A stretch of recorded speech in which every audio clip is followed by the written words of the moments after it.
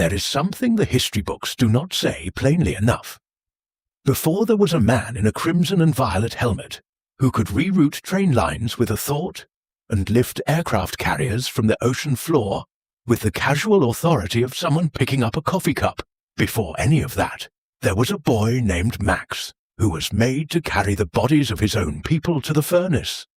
Not in madness, not in rage, in the cold, specific precision of survival. The SS called the unit he was conscripted into the Sonderkommando, a German compound that translates with the kind of administrative elegance that makes bureaucratic horror so much worse than honest violence, as Special Unit. Max Eisenhardt was perhaps 16 when the assignment was handed to him. He could either help the machinery of death run smoothly, or he could die. He chose to live. And everything that came after, every city that trembled, every senate that fell silent, every telepath who grieved, was forged in that one terrible, necessary choice. Let that settle for a moment. You are here, in the dark, in the particular stillness of a very late hour. There is nothing asking anything of you right now. Breathe in slowly, all the way down to where the breath widens the body's floor. Hold it just a moment. Let it go. We are going to spend the next several hours inside one of the most complicated lives in all of fictional history. A life built not on imagination alone, but on documented human truth. When you understand where Max Eisenhardt came from, and what those origins demanded of him, you will find yourself facing a question that the X-Men have been circling for 6 decades, and still cannot fully answer. What do you do when the man the heroes spend their lives opposing turns out to be the one who saw clearly? Max Eisenhardt was born in Nuremberg, Germany, in the early 1920s. The comics vary on the precise year, as mythology always does, but the circumstances are consistent. His father, Jakob, was a decorated veteran of the First World War, a man who had served Germany with distinction and carried that service forward as a kind of credential, a proof that the Eisenhardt family belonged here, that their roots in German soil were as valid as anyone's. Jakob had a chest of medals and a manner that said, quietly but firmly, that this family was not going anywhere. This was not naivety. This was the particular stubbornness of people who have invested everything in the belief that the world will recognize their investment. Many German Jewish families held this belief in the 1920s. Most of them held it far longer than the evidence supported. Max grew up in the shrinking world that Weimar Germany became across the late 1920s and early 30s. He was quick with numbers, quick to understand spatial relationships, quick to see the patterns in things that other children took as surface appearance. He noticed, without being able to name it, that objects responded to him in ways that did not quite follow the rules. A toy soldier that had fallen between the floorboards returned to his hand without his touching it.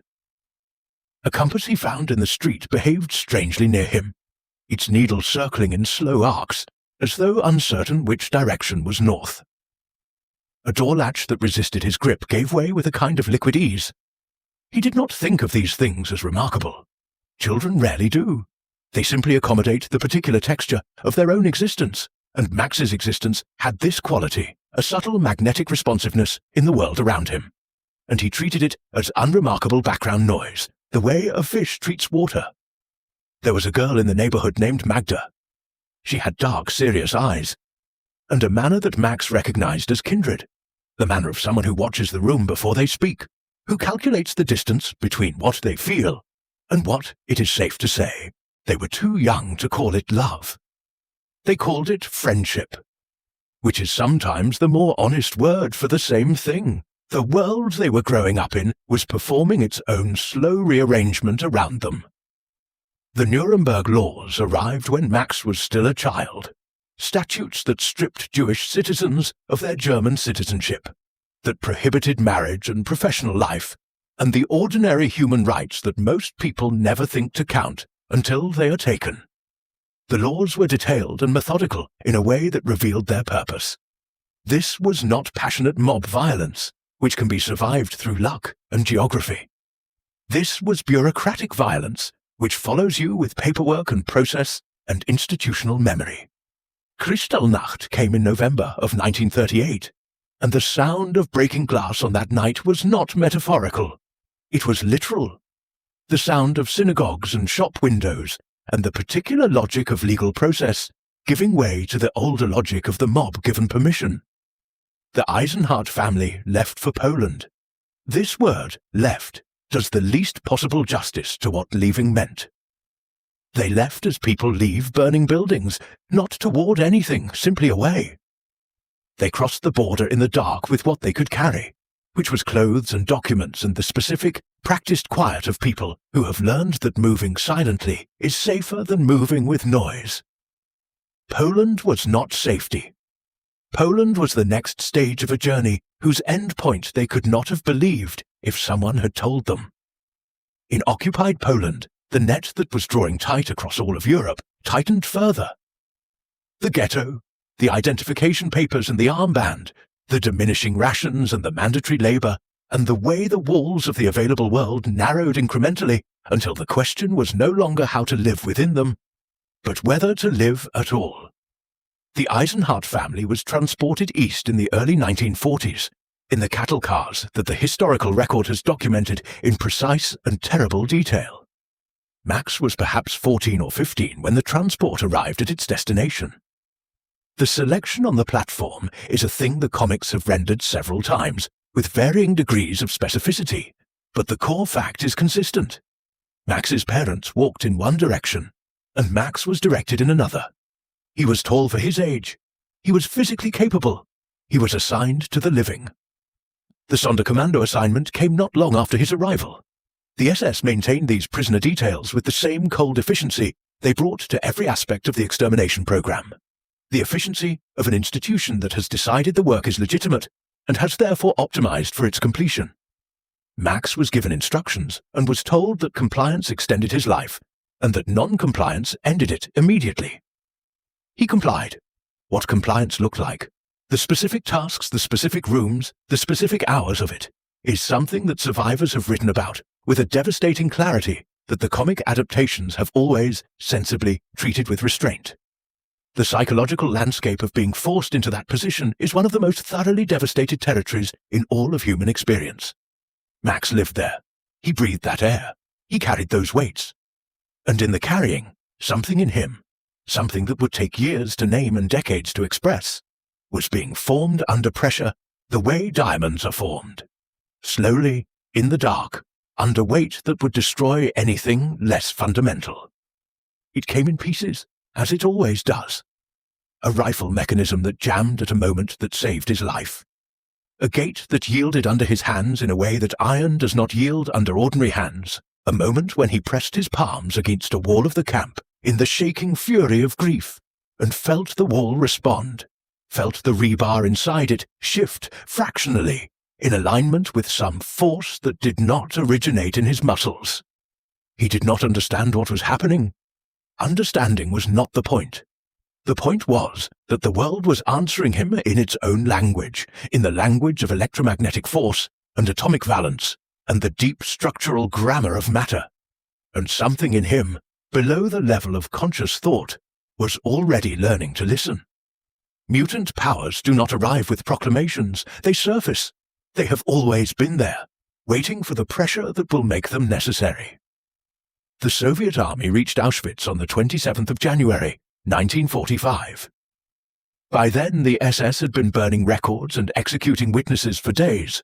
The characteristic response of institutions that know their behavior has been wrong, but prefer destroying the evidence to acknowledging the wrong. The camps opened. The survivors emerged into the flat winter light of the Polish plain. Max was among them. He was thin in the way that extreme survival makes a person thin. Not the thinness of deprivation alone, but the thinness of a body that has been renegotiating its relationship to its own existence for years, that has learned to function at the very edge of what functioning means. He was perhaps 16 or 17 or 18. He stood in the liberated camp and looked at the sky. The sky was the grey of old metal. And something in him reached toward it without his permission. Sit with this for a moment, not to analyze it, not yet, just to let the weight of it rest in the room with you the way weight rests, without explanation, without apology. A boy entered a camp as one kind of person, and emerged as the raw material of someone else entirely. The camp did not create Magneto, the way a crucible creates steel, cleanly, with a predictable result. It created him the way a glacier creates a landscape, through slow, inexorable pressure, grinding everything that had existed before into a new shape whose eventual form the ice itself could not have predicted.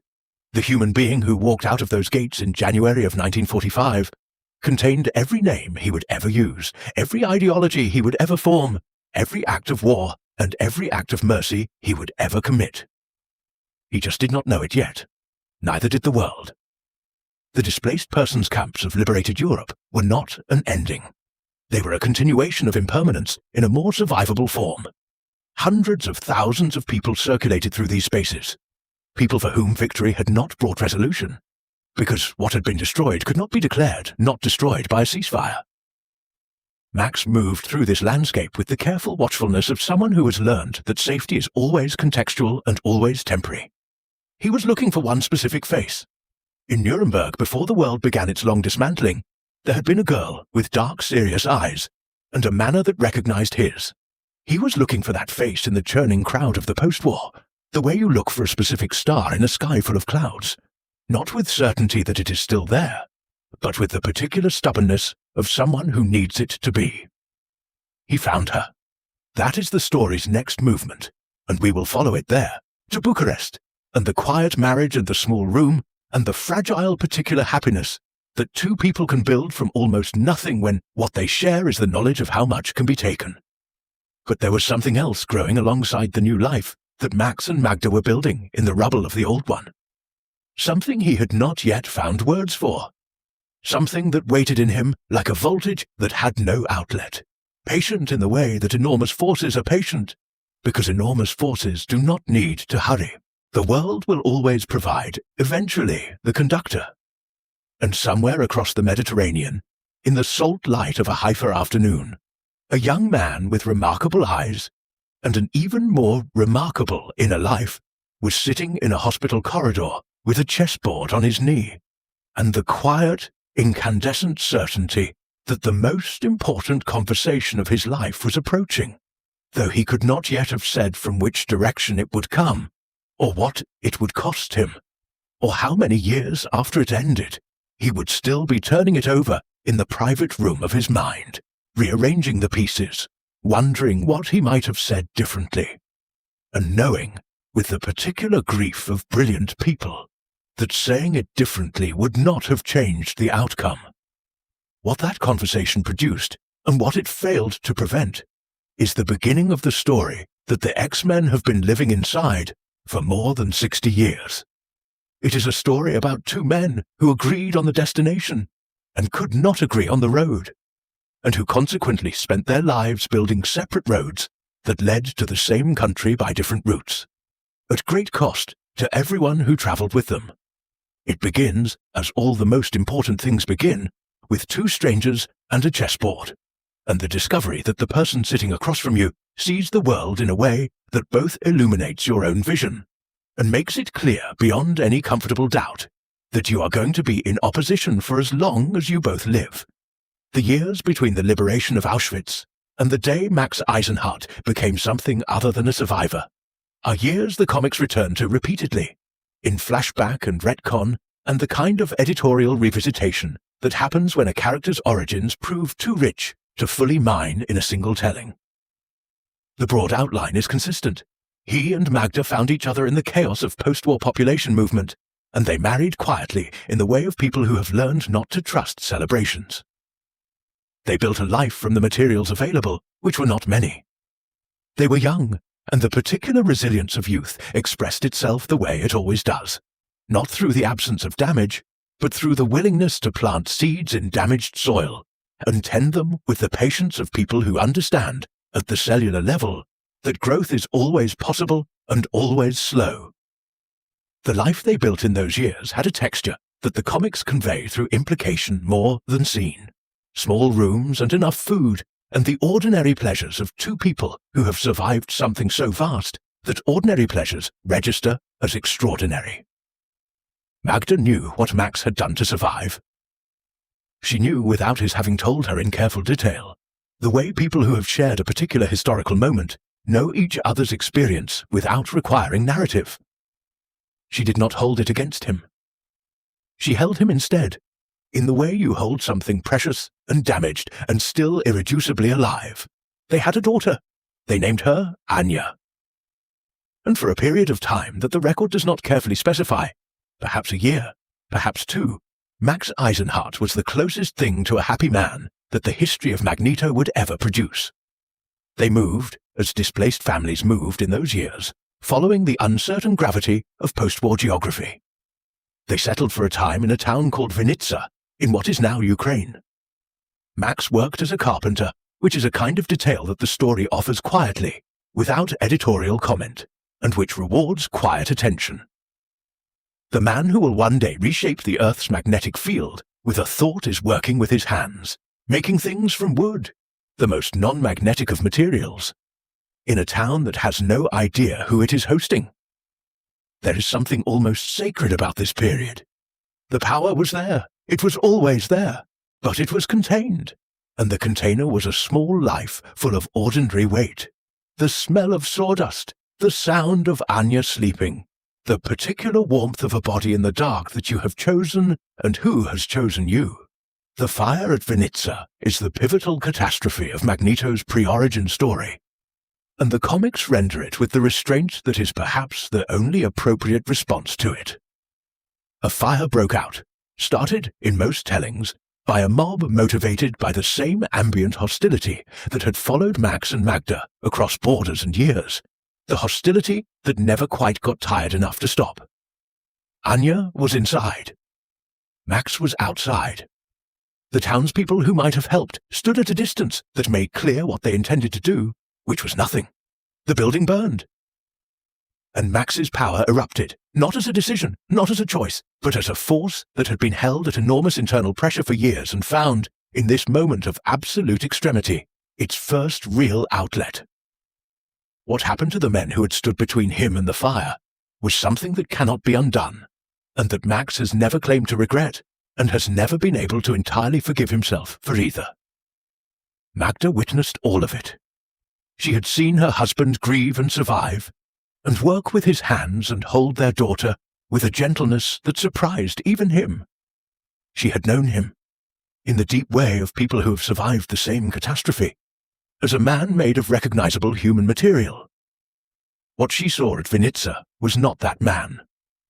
What she saw was something the language of the time had no word for, a force that reshaped metal and levitated men and sent electrical currents through the air with the authority of the natural world, rather than the effort of a human being. She was already carrying the twins she did not yet know were twins. She looked at her husband standing in the light of the burning building, with iron fragments orbiting him like a private solar system, and she ran. She ran north, into the Carpathian Mountains, following the older logic of flight. Away first, think later. Max looked for her. He looked for her with the desperation of a man who understands that what has been lost is irreplaceable, and that losing it twice, first the world in Auschwitz, now the world he had rebuilt, is the kind of accumulation that does not have a name. He did not find her. The comics suggest, across various tellings, that Magda eventually died in the mountains. The details vary, but the end point is consistent.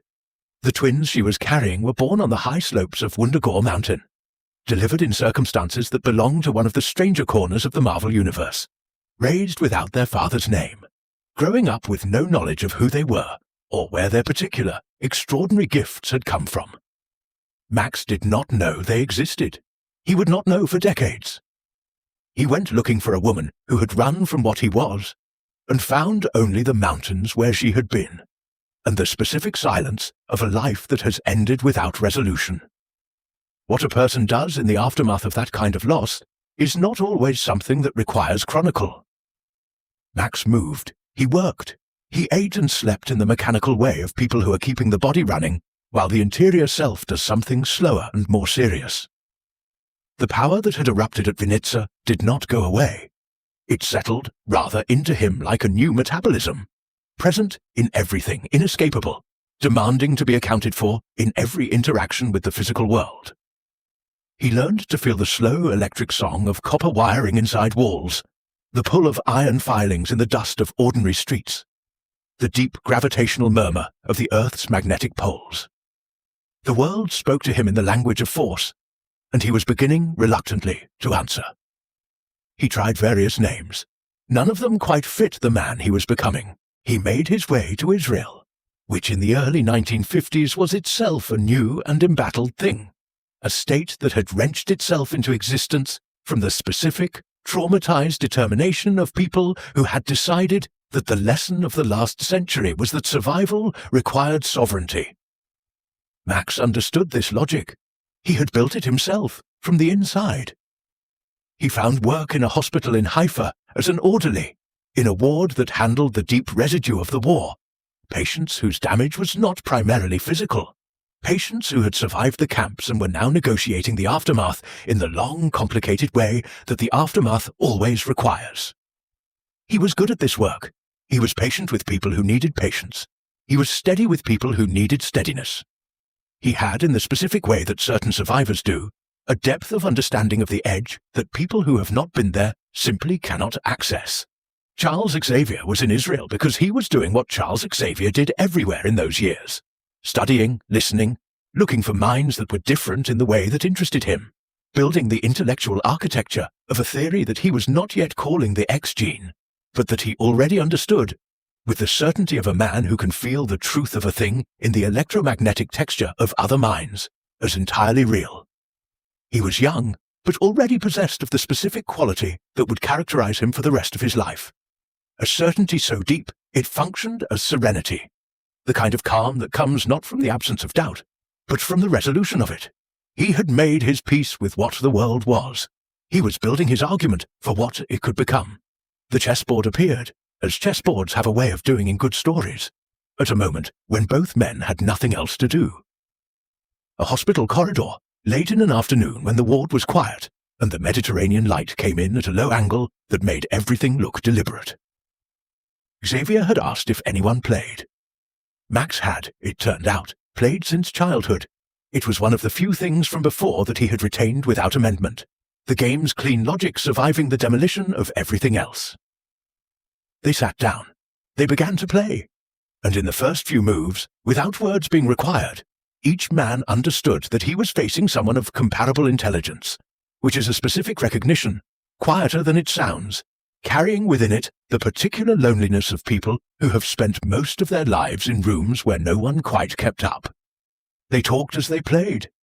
The conversations that followed, across several sessions, across days and then weeks in that corridor, and others like it, were among the most consequential in the fictional history of the Marvel Universe, because what was being negotiated in those games of chess was not only pieces on a board, but the foundational disagreement that would animate the next half-century of mutant history.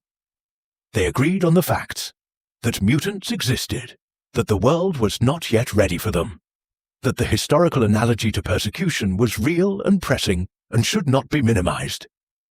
On the facts, they were identical. On the question of what the facts required, on that question, they occupied positions that were not quite irreconcilable, but that would, over time, harden into the shape of irreconcilability.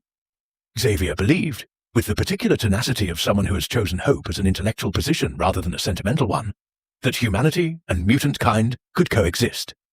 That if mutants were patient and peaceful and willing to demonstrate their value to a world that feared them, the fear would eventually resolve into acceptance.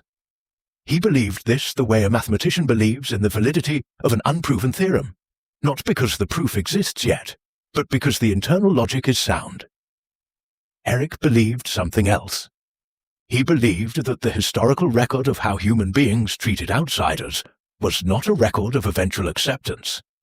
It was a record of persecution, interrupted occasionally by opportunity. He had been inside that record. He did not dispute it as an abstraction. He disputed Xavier's reading of it with the authority of a man who had spent years in Auschwitz, and had noted, with the precise attention that survival requires, that the world did not stop what happened there on its own. It took armies. It took force. It took the simple final logic of power meeting power. They parted with the warmth of two people who understand that warmth and agreement are not the same thing, and that the absence of agreement does not require the absence of warmth. Xavier went on to build his school in Westchester, the mansion and the training room, and the small, carefully assembled family of outsiders who would become the X-Men. Eric went on to the series of decisions that would take him from the name Max Eisenhardt and through Eric Lensher toward the word that would begin appearing in classified files and government briefings and the nightmares of nervous senators. They did not speak again for some time, but they thought about each other constantly. That was the thing neither of them ever quite admitted, the way the other's mind occupied a permanent room in their thinking. A room they kept returning to, rearranging what they believed against the arrangement the other man had proposed. The world they were both moving toward was still assembling itself in those years. The forces that would produce it were in motion, but their collision was not yet inevitable. For a few years more, there was still the theoretical possibility that the two men who had played chess in a Haifa corridor might build the same thing from different directions. That possibility would close slowly, and then all at once, in the specific way that possibilities close when events make them obsolete. The event that would close it was already in preparation. A cape on the coast, a military installation. The first demonstration of a power the world was not prepared to take seriously, and then was forced to. What Eric Lensher became in the years after Haifa is something that Charles Xavier spent the rest of his life trying to understand, not because he could not comprehend the logic of it, but because comprehending the logic did not make it easier to live with. The man who had sat across from him over the chessboard was not a stranger to him. He was, in several important senses, the closest thing to a brother Xavier had ever had. And the first time Xavier saw what his friend had done on a newsreel, the footage grainy, the military voices behind the camera clearly frightened, the iron bending like something alive. He sat in the room for a long time afterward, without moving, working through the thought that he had always known this was coming, and had not, in the end, been able to prevent it. He was not sure he had really tried. You have been breathing steadily. The room is the same room it was when we began, the same walls, the same dark, the same particular quality of night air that arrives in the small hours. Let it hold you for a moment before we step into what comes next. What comes next is a question, not a puzzle with a solution, but the kind of question that asks to be carried, the kind that changes shape the longer you hold it. The question is this: when a man who has survived Auschwitz looks at the world and says that it will do it again, and builds an organization premised on that belief, is he a villain? Most of the X-Men stories assume the answer is yes. The historical record of what humans have done to mutants in the Marvel Universe makes the answer considerably more complicated than that. What Eric Lensher actually believed, what he stated in documents and speeches, and the specific, careful arguments he made to Xavier across decades of opposition, is not what most summaries of Magneto attribute to him. He is routinely described as believing in mutant supremacy. The idea that mutants are inherently superior to humans and should rule them. He held this position occasionally in periods of particular extremity, but it was never his foundational position. His foundational position was simpler and more defensible and considerably more disturbing because of it. His foundational position was that humans, when confronted with a group they feared, would attempt to destroy that group. He had one example. It was Auschwitz. And in the Marvel Universe, he would accumulate more examples across the decades with a regularity that was not comforting. The Brotherhood of Mutant Supremacy, the name he gave his first organization, was not, in its original conception, an army of conquest. It was a deterrent force. The logic was explicit in his early speeches and in the rare interviews he gave to sympathetic journalists in the mutant underground press. If humans knew that attacking mutants would be met with overwhelming, precise, and technologically superior force, they would not attack. This is the logic of nuclear deterrence applied to a persecuted minority. Whether deterrence is a moral framework is a separate question, but it is not an irrational one, and dismissing it as irrational requires ignoring the historical context from which it emerged. A man who carries Auschwitz in his body arrives at deterrence through a shorter road than most. The first major action that brought Magneto to the world's attention happened at Cape Citadel, a military installation on the Florida coast. He arrived alone, without his Brotherhood, and disabled the installation's weapon systems by manipulating the metal components of every electronic and mechanical device on the base. He did not kill anyone. He held the base for a period of hours, made a formal statement to the military personnel present, and departed when the X-Men arrived, the first time this particular set of young mutants would encounter the man who had, in a real sense, made their existence as an organized team necessary. The statement he made at Cape Citadel has been reproduced in various forms across decades of comics, but its core is consistent. I know what you are planning. I know what governments do when they fear a people. Do not do it. This is your one warning. Sit with the architecture of that act for a moment. A man who survived a genocide walks into a military base, disables its weapons without violence, and issues a warning. He does not demand territory. He does not take hostages. He does not kill. He demonstrates capability and issues a warning. The response of the United States government to this act was to accelerate the Sentinel program, the development of mutant hunting robots that would go on to commit atrocities against the mutant population across multiple storylines spanning decades. Magneto issued a warning. The government's response proved his point. This is not an argument that justifies everything he did in the years that followed, but it is a fact that the story often presents and then moves past too quickly. The X-Men were assembled, in part, as a direct response to Magneto's existence. Charles Xavier understood, with the clarity of a telepath who could feel the shape of human fear from 20 miles away, that the world needed to see mutants who chose cooperation over confrontation, needed to see it immediately, before the image of the mutant in the popular imagination calcified permanently around the image of a white-haired man bending iron at a military base. This is the uncomfortable thing about the X-Men's founding purpose that the stories occasionally acknowledge and more often elide. They were not created to fight evil. They were created to perform safety, to demonstrate, through their visible heroism, that not all mutants were Magneto. The performance was genuine, their courage was real, their sacrifice was real, but the institutional logic of their creation was the management of public perception, as much as the pursuit of justice. The Brotherhood's early membership reflected the complexity of Magneto's position more than the later simplified versions of the team do. His first recruits were not conquerors.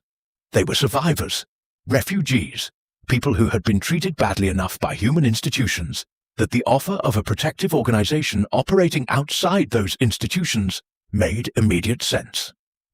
Mystique joined because she had spent a lifetime hiding what she was and was tired of hiding. The Toad joined because he had been laughed at and discarded by every institution that was supposed to protect him.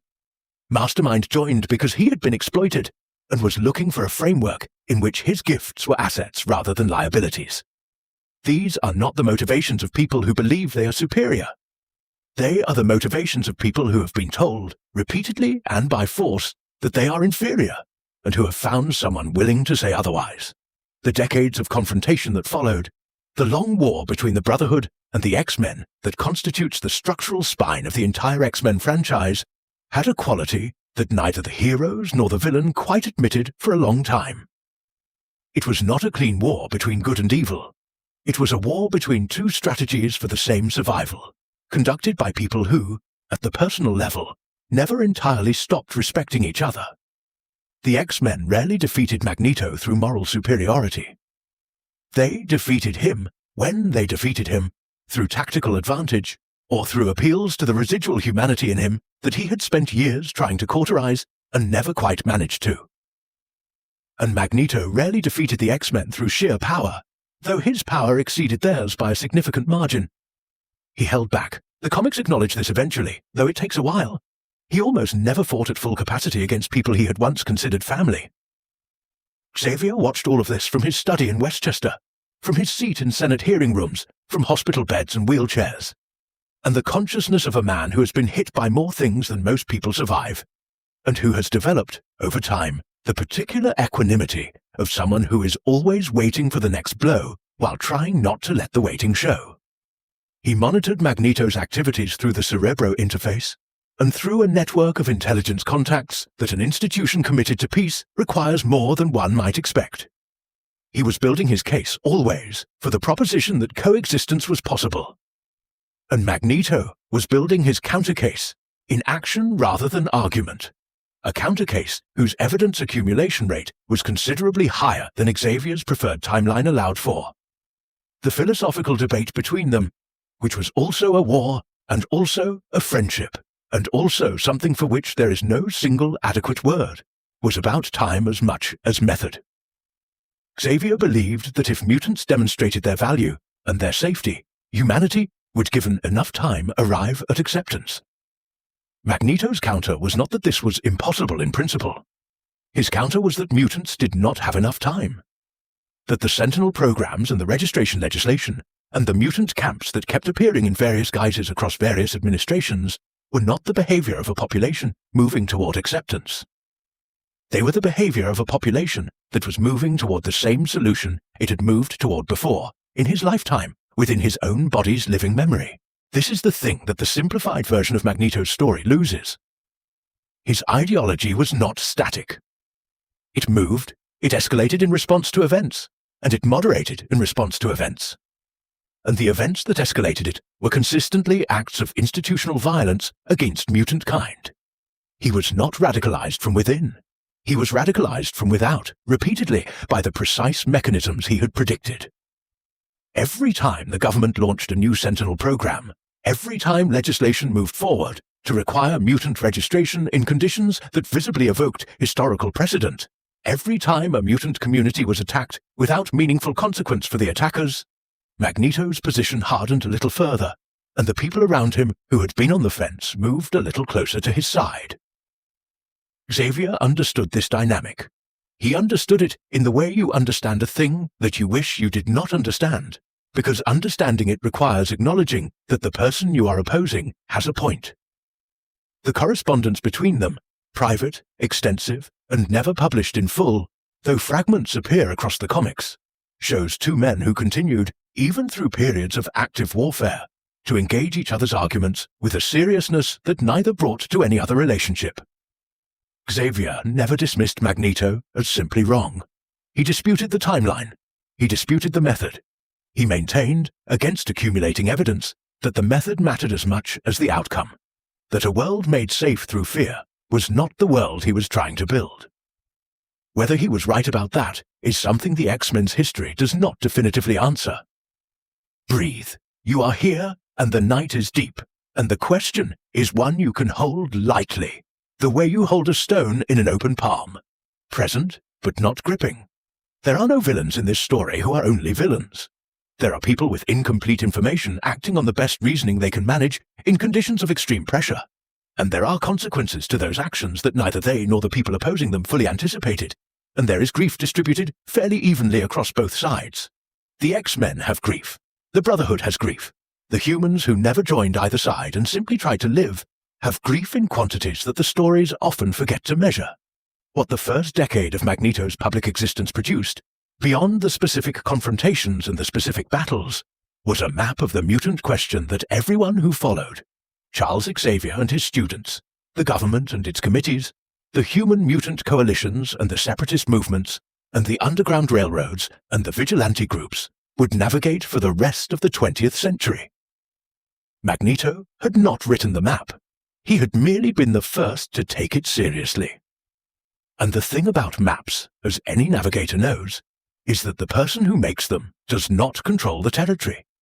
They only describe what is there. The territory is what it is. The public discourse around Magneto in those early years tended to simplify him in a way that served the institutions that opposed him. He was presented as a supremacist, as someone who believed mutants were inherently superior and should rule humans because of that superiority. This framing was useful because it placed him within a recognizable category of villain, and recognizable categories of villain are easier to oppose than people who have a point. The actual complexity of his position, that he was not claiming superiority, but arguing for the specific, historically grounded proposition that a persecuted group requires genuine power to ensure its own safety, was consistently collapsed into the simpler, less troubling version. People who acknowledged the full complexity of his argument were forced to also acknowledge that history gave him significant supporting evidence. People who reduced it to supremacy could dismiss it without engaging with the evidence. The institutions that ran the Sentinel programs and drafted the registration bills and conducted the experiments preferred the simplified version. The simplified version permitted them to be the heroes of their own story. Magneto, to his occasional credit and his occasional cost, never permitted himself the same simplification. He knew what he was arguing. He argued it in full, every time, without softening the parts that made his audience uncomfortable. In the years ahead, that territory would produce things that Magneto had predicted and Xavier had hoped would not come, and things that neither of them had quite anticipated, because the most consequential events are always the ones that arrive from directions the forecasters were not watching. What was approaching, though neither man knew it yet, was something more personal than a war, and more devastating than a defeat. It was the discovery that the most important people in the story were not the ones who had been present from the beginning, and that the ones who had been absent were going to matter more than anyone had planned for. To understand what Charles Xavier and Eric Lensher were to each other, it helps to understand what each was before the other. Xavier was a man of extraordinary privilege and extraordinary power who had chosen, as a moral position, to use neither on his own behalf, a choice that is easier to make when you have never had to survive without them. Eric was a man who had been stripped of everything that could be stripped: childhood, family, nationality, the ordinary dignities of a human life, and who had emerged from the stripping with a power and a determination that no institution was going to diminish without a significant expenditure of effort. These are not opposite positions. They are the same position approached from different material circumstances. And that difference is the tragedy at the center of everything the X-Men have ever done. What they shared was more than what they did not share. Both were mutants at a time when the word did not yet exist in common usage, when what they were had no name that was not an insult. Both were possessed of intellects that operated at a level that most of the people around them could not match, and had learned the specific loneliness of that gap, the way it insulates you from ordinary connection while making you hungry for the kind of connection that the gap makes rare. Both had lost things that cannot be recovered. Xavier's losses were less visible than Eric's, but the comics gradually reveal a personal history that is considerably less charmed than the surface of his life suggests. A cold stepfather, an abusive half-brother, relationships that his telepathy made complicated in ways that have no polite name. They had both been shaped by the distance between what the world claimed to offer and what it actually delivered. The mirror dynamic between them is something the comics took decades to fully articulate, but that was present from the beginning in the logic of their opposition. Every major argument Xavier made for coexistence was implicitly addressed to Eric. Every major action Eric took was implicitly a test of Xavier's thesis. When Magneto attacked, he was not only attacking the institution that responded to him, he was asking a question. He was asking whether this attack, this provocation, this clear demonstration of mutant power and human vulnerability would be met with the fear and violence he had predicted, or with the good faith and proportional response that Xavier claimed was possible. The answers were, across the decades, mixed in ways that gave both men enough evidence to feel vindicated. The confrontations between them accumulated over time into a strange form of intimacy, not romantic, though the /fiction community has its own reading of this, and it is not entirely without textual basis, but intimate in the sense of people who know each other's arguments better than they know their own, who have spent so many hours inside each other's reasoning that the border between self and other has become permeable. Xavier knew how Eric would respond to any given provocation before Eric responded to it, and had usually already prepared 3 arguments against the response, and knew which of those 3 Eric would find most compelling, and knew that compelling him would not change his mind. Eric knew that Xavier was watching him with the sustained attention of a man who has decided that the closest thing he has to a sibling is the person who is, at this moment, trying to dismantle a nuclear submarine. The moments of near reconciliation between them are among the most quietly devastating passages in the X-Men's history. They happened in the gaps between crises, in the private spaces where the rhetoric had to stop because there was no audience. Xavier visited Eric in prison, multiple times across multiple imprisonments, and they played chess in visiting rooms that smelled of institutional cleaner and the specific despair of confined spaces. And they talked with a candor that neither could sustain in public. Eric told Xavier things in those rooms that he would never have said in a Brotherhood briefing, or a Senate hearing, or a Krakoan council chamber. Xavier listened with the focused attention of a man who has turned off his telepathy and is hearing with his ears alone, which is how Xavier showed respect by choosing the slower, less complete method. There is a particular exchange recorded in the comics during one of Magneto's periods of provisional alliance with the X-Men, a period in which he had agreed, not for the first time, to try Xavier's approach, to sit at the table, rather than flip it. Xavier asked him what he wanted the world to look like, ultimately, when the thing they were both working toward had been achieved. Not tactically, not politically. What did he want to feel? Waking up in a world that had reached the destination. And Magneto was quiet for longer than Xavier expected before he answered. He said the same as you. He said, I want to feel like the thing I survived meant something other than that I survived it. He said, I want there to be a generation of children for whom Auschwitz is only history. Xavier told him quietly that they agreed.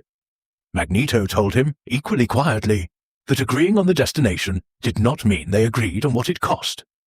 The fights between them had their own grammar, legible once you knew what to look for. Magneto fought Xavier differently than he fought anyone else, with less lethality, with more reluctance, with the specific quality of a person going through necessary motions, rather than pursuing an actual objective. He had opportunities to kill Xavier that he declined in ways that required active suppression of his own capabilities. In Uncanny X-Men issue 150, one of the pivotal moments of the entire franchise, Magneto came closer to real victory than he had come in any prior confrontation. And in the course of that victory, he injured a student named Kitty Pryde badly enough that she could have died. He did not know at the moment who she was. He knew afterward what he had done, and the knowledge undid the victory in a way that no external force could have accomplished. He left. He retreated to his asteroid, and he sat with what he had done, and it was not a position paper or a strategic calculation that moved him to the retreat. It was the face of a child, a Jewish child, he later realized, like the children of Auschwitz, like the faces he had carried, who had been caught in the machinery of a war that should not have been her war. Xavier was shot at one point by a human assailant who had nothing to do with Magneto. The circumstances are complicated, and the shooting left him paralyzed for a period that the comics handle with their characteristic fluidity around physical consequence. What is not fluidity is the account across several tellings of who arrived at the hospital first, who sat with him through the worst hours, who held his hand in the way of someone who has decided that the arithmetic of their disagreement can be suspended for the duration of this particular vigil. It was not one of Xavier's students.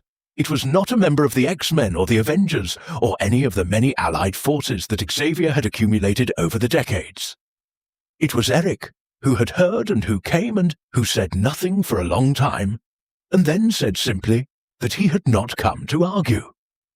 The X-Men, and here is a thing the stories occasionally acknowledge and more often leave implicit, were defined as much by what Magneto was not doing to them as by what they were doing against him. He was stronger than them. He was more experienced.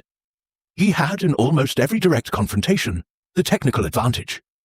He chose not to press it to its conclusion, repeatedly across decades, in ways that the characters around him attributed to their own cleverness or moral superiority, rather than to the deliberate restraint of a man who could not quite bring himself to destroy the closest thing he had to a family, even a family he was at war with.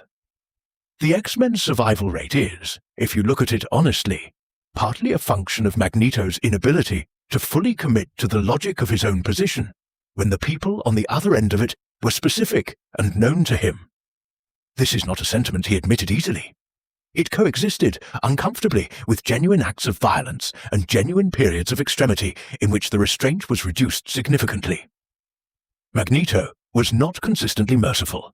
There are bodies in the history of his conflict with the X-Men, and some of them are there because of him, and the story does not erase that. What the story insists on, with increasing sophistication across its long run, is that the violence and the mercy coexisted in him, that they were both expressions of the same fundamental orientation toward the world, which was the orientation of a man for whom the stakes of every confrontation were never abstract. Every fight was Auschwitz potentially beginning again. Every victory was the moment where Auschwitz might be prevented. Both the violence and the mercy came from the same place. That place was the specific personal knowledge of what the alternative to fighting looked like. Xavier knew this. He hated it with the particular hatred of someone who cares deeply about someone whose choices he cannot endorse. He spent his career publicly opposing Eric and privately understanding him. And the gap between the public position and the private understanding was one of the most expensive things in his life. It cost him credibility when it emerged, as it occasionally did, that the world's most famous advocate for peaceful coexistence had an ongoing, complicated, privately maintained relationship with the world's most famous mutant terrorist. It cost him the simple clarity of moral position that his public role required. And it cost him, at a level he rarely admitted even in the most private pages of the diaries and journals that surface periodically in the comics, the peace of mind that comes from believing your opponent is simply wrong. Breathe in slowly. Let the breath fill from the bottom up, the low belly first, then the ribs, then the chest. Hold it just a moment at the top, and release. The story of Xavier and Magneto is, among other things, the story of how people who love each other conduct a war, and what that war costs them in the currency that cannot be replaced. It is not a comfortable story. It was never meant to be. It was meant to be true. True to the experience of people who have been forced to oppose each other across a divide that neither of them created and neither of them would have chosen. What lay ahead for them was a long continuation of this dynamic, punctuated by events that would change the terms of the argument without resolving it. The family that Eric did not know he had was about to become part of the story. Slowly, with the particular ache of discoveries that arrived too late to have been prevented and too early to have been prepared for. And the world that both men had been debating was about to demonstrate, in specific and documented ways, which of their predictions was closer to accurate. The evidence was coming. It was always coming. The question was what, if anything, it would change. The X-Men who had been his students, the young people who grew up knowing his name as the name of the thing they were trained to oppose, developed over time a more complicated relationship with what he represented than the training intended. Jean Grey and Scott Summers and Aurora Monroe and the others who had spent their formative years drilling against Magneto scenarios were also the people who, as adults, periodically had to sit in the same room with him, fight alongside him in planetary-scale crises, and negotiate with him on behalf of institutions that were not always behaving better than he was. The education they received at Xavier's school gave them the tactical knowledge to oppose him. The lives they lived in the world gave them, gradually, the moral complexity to understand why he was doing what he was doing without that understanding requiring them to endorse it. They arrived, most of them, at the position that Xavier had always occupied, believing in the goal of coexistence and grieving the methods. This is an uncomfortable position and a common one, and probably in the end, the most honest one available. The one thing Magneto never did, in all the years of war and truce and war again, was destroy Xavier's school. He had the capability. He never used it. The comics do not belabor this point. They leave it as a fact in the background of the story. The way certain facts are left in the background of lives, present, significant, never quite addressed directly. Because addressing it directly would require both men to say something they had spent decades finding more elegant ways not to say. There is a particular quality to late-night rooms that you may be noticing now. The way the air settles around a sleeping house. The way objects become less distinct and more present at the same time. The way your own breathing seems louder and somehow more trustworthy than it does in the daylight. Stay in that. Let your body grow heavier with each breath, heavier and warmer, sinking into what is holding you. The story we are moving into now is one of the quietest in Magneto's history. Quiet in the way of things that never quite made noise, that happened in the dark, that shaped the world without being witnessed. It is the story of the family he scattered without knowing it, and the children who grew up in the long shadow of a father whose name they did not know, inheriting powers whose origin was never explained to them, living in a proximity to the center of the world's largest ongoing argument without anyone telling them that the argument was about their father. Magda died in the Carpathian Mountains. The comics are not generous with details, and perhaps that is right. She is not a character who gets to tell her own story, and adding specificity to her death risks the particular indignity of using a woman's suffering as texture for a man's narrative. What the story requires us to know is this. She was pregnant when she fled from Vinnitsa, and she was carrying twins, and she made her way through forest and elevation and the particular cold of Eastern European mountains in early winter to a place called Undergore Mountain. And there, in the care of a community of genetically elevated animals who are the product of a scientist's obsession with transcending the boundaries of species, she gave birth to a son and a daughter and died shortly after. The children were named Pietro and Wanda. The circumstances of their early months are among the stranger passages in the Marvel Universe's already considerably strange biography. Raised briefly by a cowwoman named Bova, passed to a couple named Django and Maria Maximoff, who were Romani travelers passing through the mountain country. Raised as their own children, given the surname Maximoff, brought up in the warm, precarious, marginalized world of the Romani people across the middle decades of the 20th century. They knew they were different in the way that all children who are different know it, through the reactions of others, through the specific way that other children's fear shapes the social landscape around you, through the private, wordless knowledge that the thing you are is not something the world has a comfortable place for. Pietro's difference expressed itself as speed, absolute speed, the kind that does not register on any instrument not designed specifically to measure it. He could move between cities before a thought completed. He could stand in a room and watch everyone else as if they were frozen in amber, moving through their slow-motion world with the impatience of a man for whom ordinary time has never been more than a suggestion. This impatience ran through his personality like a structural element, not a flaw exactly, but a signature, the way a person's most fundamental experience of the world shapes everything that expresses itself outward from it. Pietro had grown up in a world that moved too slowly for him, and he had the personality of someone who has spent his entire life waiting for everyone else to catch up. Wanda's difference expressed itself as something that the Marvel Universe eventually called chaos magic, but that in her early life manifested as a probability warping, events bending toward or away from her without her willing it, reality feeling thinner in her immediate vicinity than physics strictly accounted for. She had from childhood the quality of a person at the edge of a great wind, an instability in the surface of things around her that everyone within a certain radius could feel without being able to name. She was also, in her early life, deeply generous and deeply uncertain. The combination that produces people who are capable of enormous acts and who almost never act without profound ambivalence about whether they should. Both qualities would matter more than anyone around her recognized. Sit with this for a moment. A man who would one day stand before the United Nations and demand recognition of mutant nationhood had 2 children growing up without his name, in a people that had themselves been the target of genocide, carrying powers that came from him, growing up in exactly the kind of marginalized, persecuted community that his entire ideology was designed to protect, and he did not know they were there.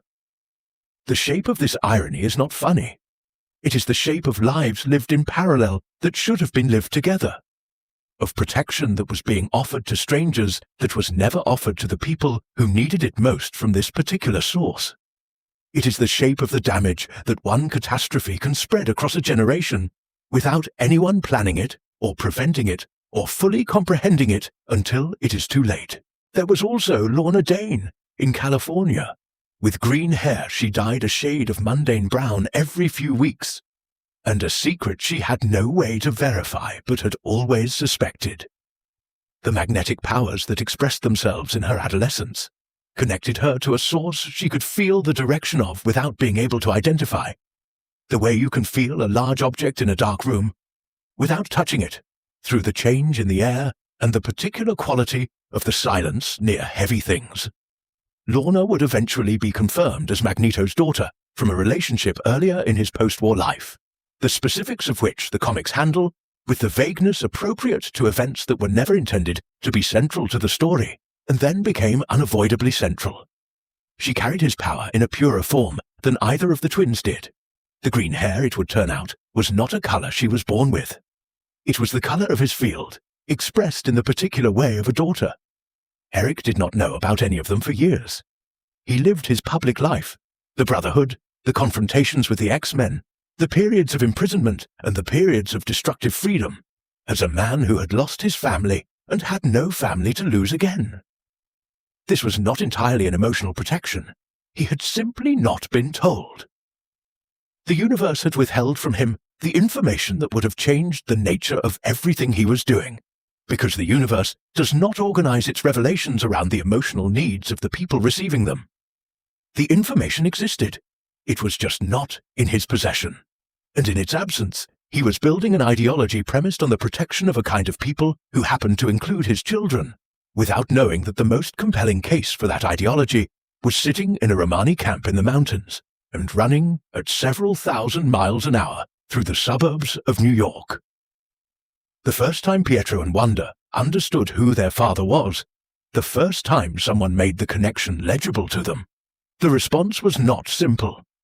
Nothing involving Magneto is simple, and nothing involving the discovery of a father who is the world's most prominent mutant separatist is simple, especially for children who have grown up in a persecuted community and have a complicated relationship with power and with the people who claim it. Pietro's reaction was, in one sense, characteristic.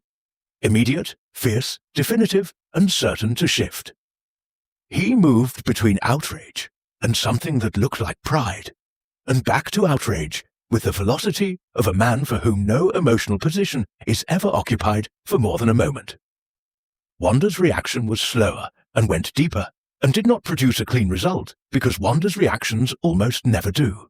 The meeting between Magneto and his children, across various tellings, because the Marvel Universe revisits its foundational moments repeatedly, has a quality that the comics are not always equipped to render with full fidelity. Magneto was not a demonstrative man. He was a man who had learned to keep the interior life under strict structural control, because the interior life, when it escaped that control, moved iron and bent steel and tore the hinges from the doors of whatever room happened to be nearby. When he stood in front of his children and tried to say what he felt, what came out was not adequate. It never could have been. There is no sentence in any language that adequately addresses the absence of decades and the presence of people who needed you, and the knowledge of what you would have done differently if you had known.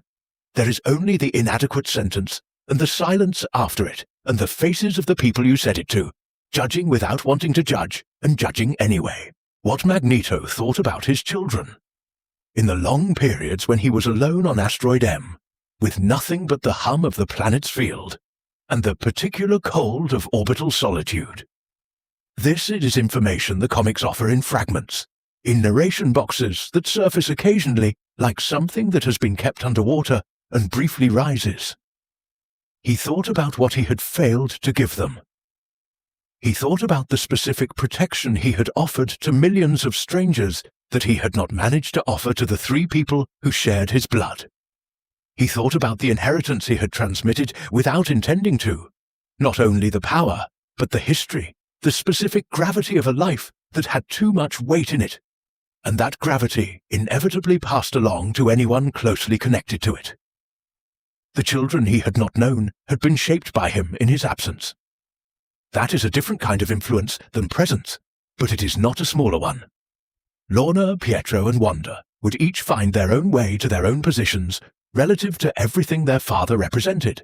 Not positions of unconditional support, not positions of unconditional opposition, but the messy, specific changing positions that actual people occupy relative to parents who are larger than life, and consequently larger than the space in a life that a parent is supposed to occupy. They would fight alongside him and against him, and alongside the people who fought against him and against the people who fought with him.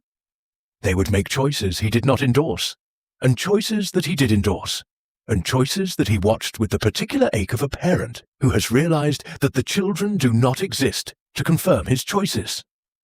They exist to make their own. The story of Magneto's family is not a story of reconciliation in the clean sense. It is a story of contact, of the slow, difficult, incomplete process of becoming present to people you are absent from, of learning to be a father in the way that a man who was never allowed to practice being a father can learn it, which is imperfectly and with considerable collateral damage along the way. The collateral damage would be significant. The most significant piece of it was years in the future, in a world that Magneto would help create and that he would not be able to prevent from ending in the worst way imaginable. But that comes later.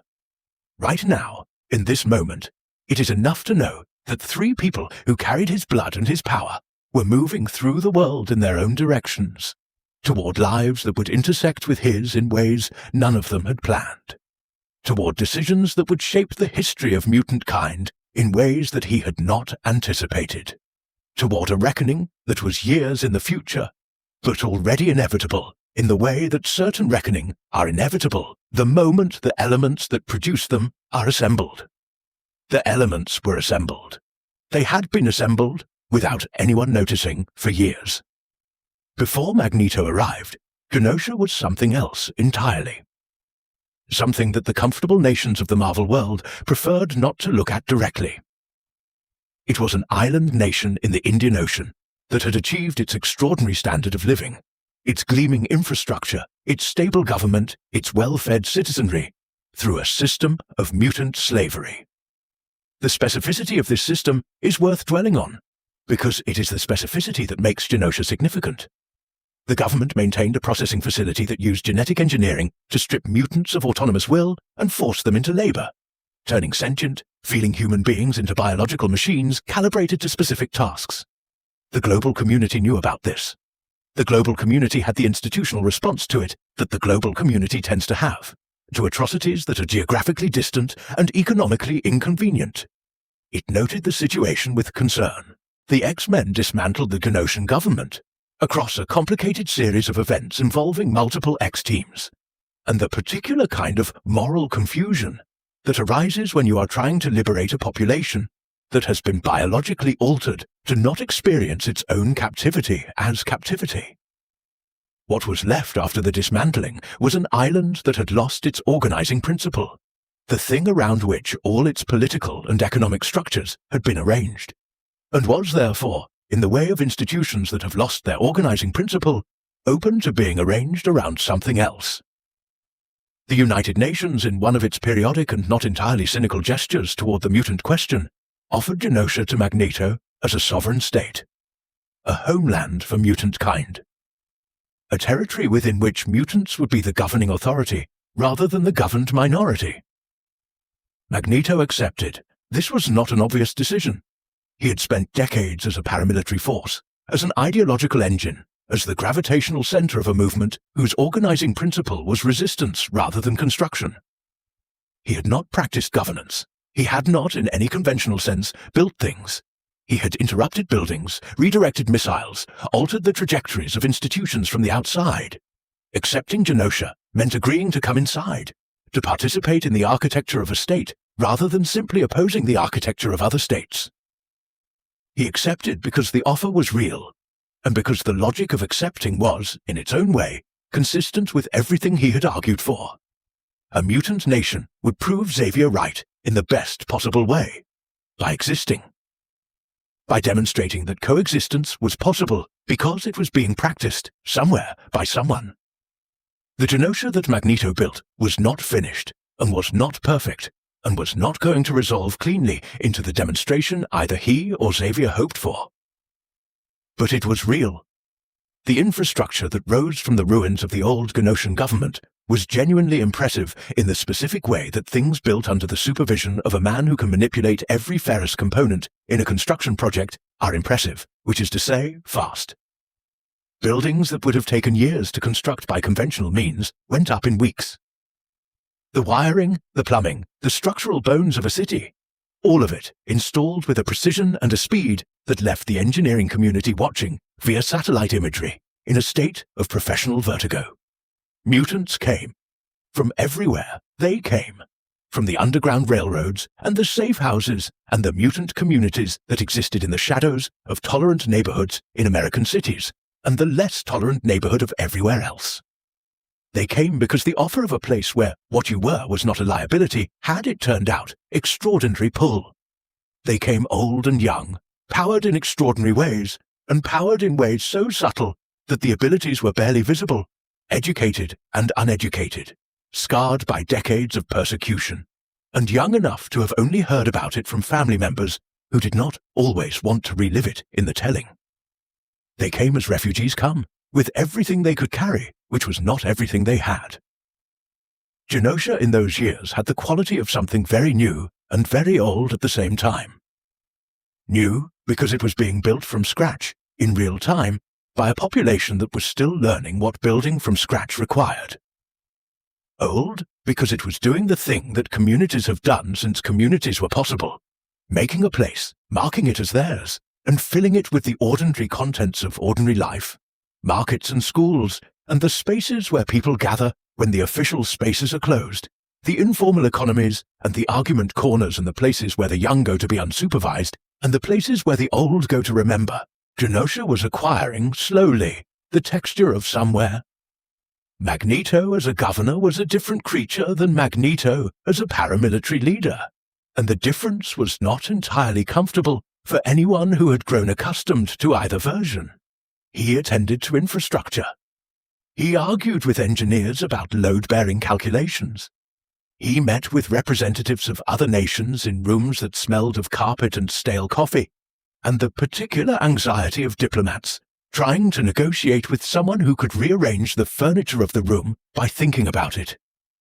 He was impatient with the pace of institutional process, and said so in terms that made the diplomats uncomfortable, and that were, by most accounts, accurate. He was genuinely interested in whether the schools were adequate, and whether the medical facilities were properly equipped, and what the complaint resolution process for new arrivals was, and whether it was working. He was, in short, doing the boring, necessary, unglamorous work of governance, and doing it with the focused attention of a man who has learned that the boring and necessary and unglamorous is exactly the work that determines whether anything lasts. There was a moment, not one moment exactly, but a period of months that the people who were there remember as having the quality of a single long moment when peace seemed genuinely possible. The UN had formally recognized Genosha's sovereignty. Several significant governments had opened trade negotiations. The island was producing power. Magneto had developed a system that used his own field to power the island's grid, which eliminated the energy dependency that had historically made small nations vulnerable to the economic leverage of larger ones. The mutant population was growing. There were, for the first time, mutant children being born on Genoshan soil who would grow up knowing nothing other than a world in which their kind were the governing class, not the governed. Xavier visited. He came without fanfare, which was itself unusual. Xavier's public profile in those years made fanfare nearly inevitable in any public venue. He came privately, in the way of people who need to assess something without the assessment being observed. He and Eric walked through the streets of the capital together and talked the way they always talked, with the compressed intensity of people who have decades of unfinished arguments to get through in limited time. Xavier found what he had been hoping to find, and what he had been afraid of finding. Evidence that his friend's approach was producing something viable. Something that worked. This was, for Xavier, a complicated discovery, not because he did not want Genosha to succeed, but because its success complicated the argument he had been making for 30 years, which was that Magneto's approach was not only morally wrong, but strategically unnecessary. There were things happening elsewhere that the ordinary life of Genosha did not have a window on. In laboratories in the United States, and in policy discussions within institutions that preferred to have these discussions in rooms without recording equipment, a conversation had been ongoing for years about the mutant population, and what should be done about it. Not the official conversation, which took the form of Senate hearings and civil rights debates, and the kind of measured, procedurally correct language that democracies use when they are conducting in public a process that is not quite what it appears to be. The unofficial conversation. The one about what kind of force would be sufficient, what kind of automated system would scale to the necessary size, what oversight would be needed, and whether that oversight could be structured in a way that provided cover without providing constraint.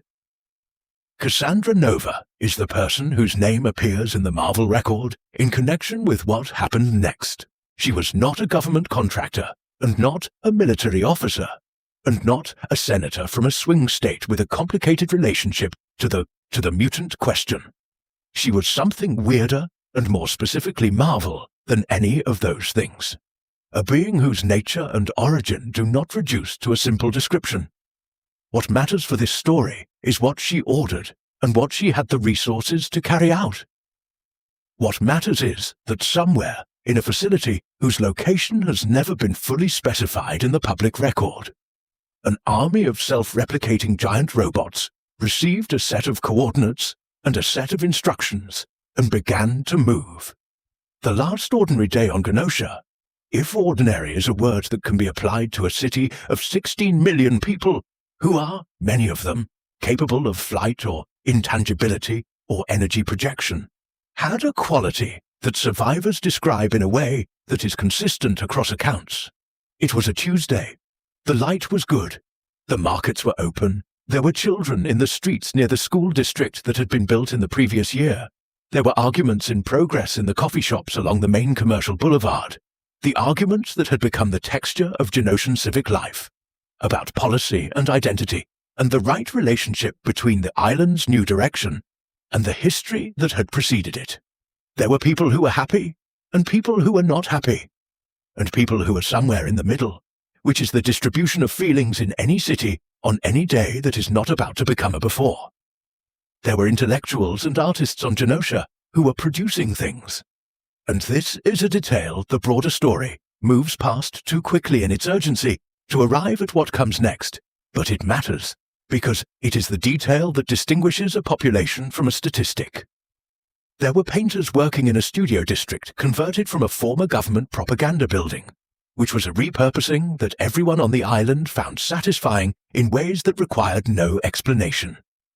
There were musicians who had developed a form specific to Genosha that mixed the traditions of everywhere its citizens had come from, Caribbean and East African and Eastern European and Southeast Asian and dozens of other lineages, into something the music historians who visited from the mainland kept trying to classify and could not, because classification requires precedent, and Genoshan music had none.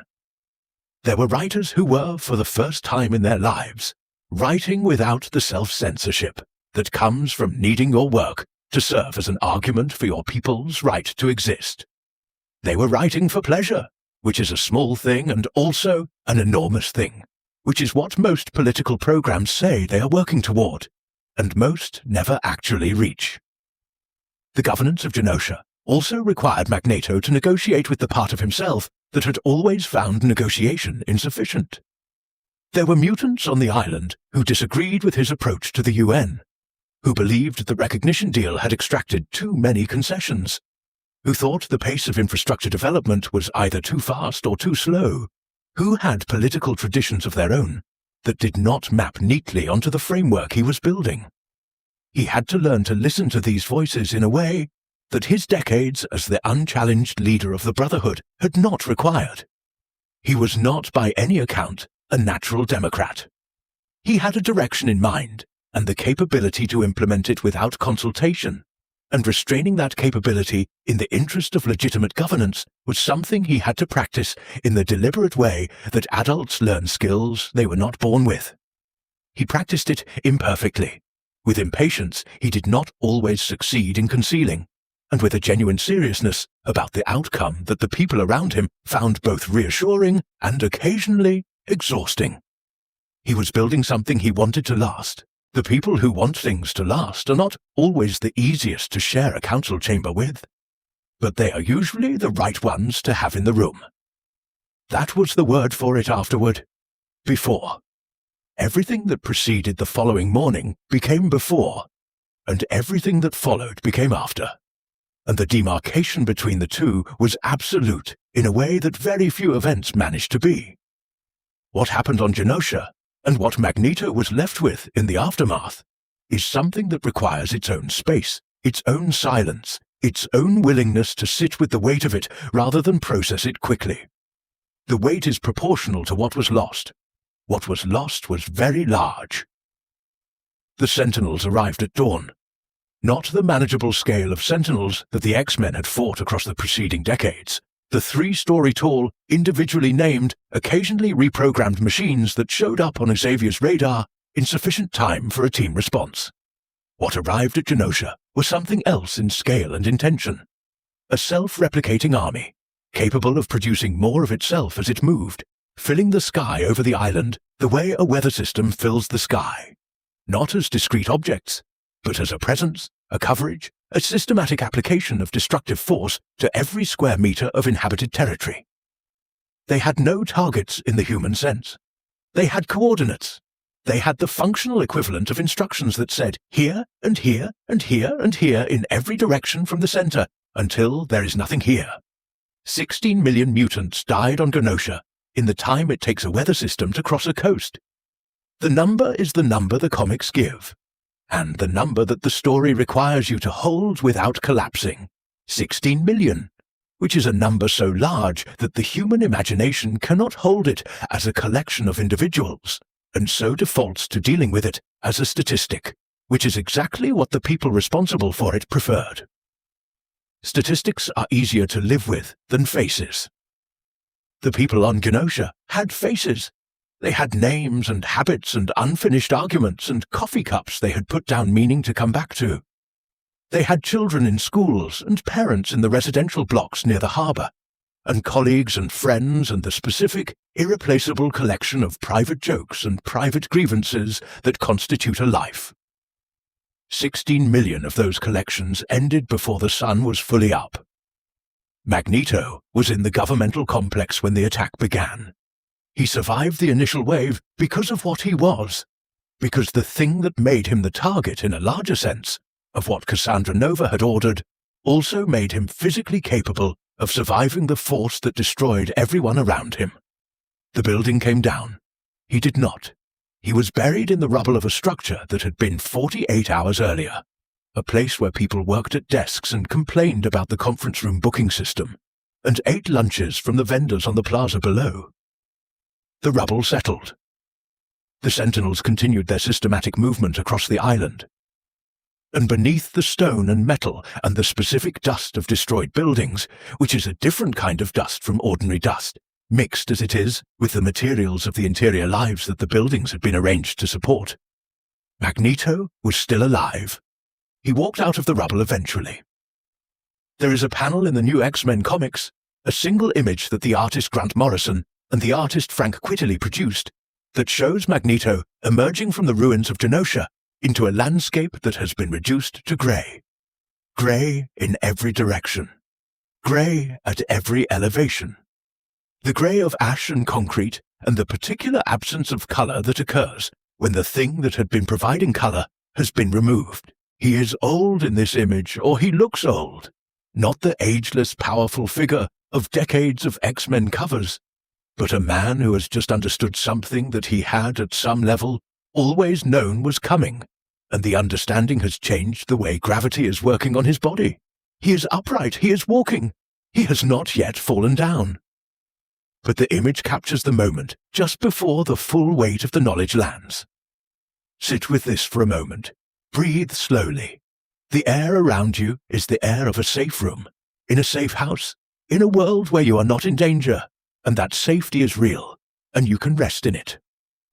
What we are sitting with is a thought that requires the safety of distance to approach. A man survived the Holocaust.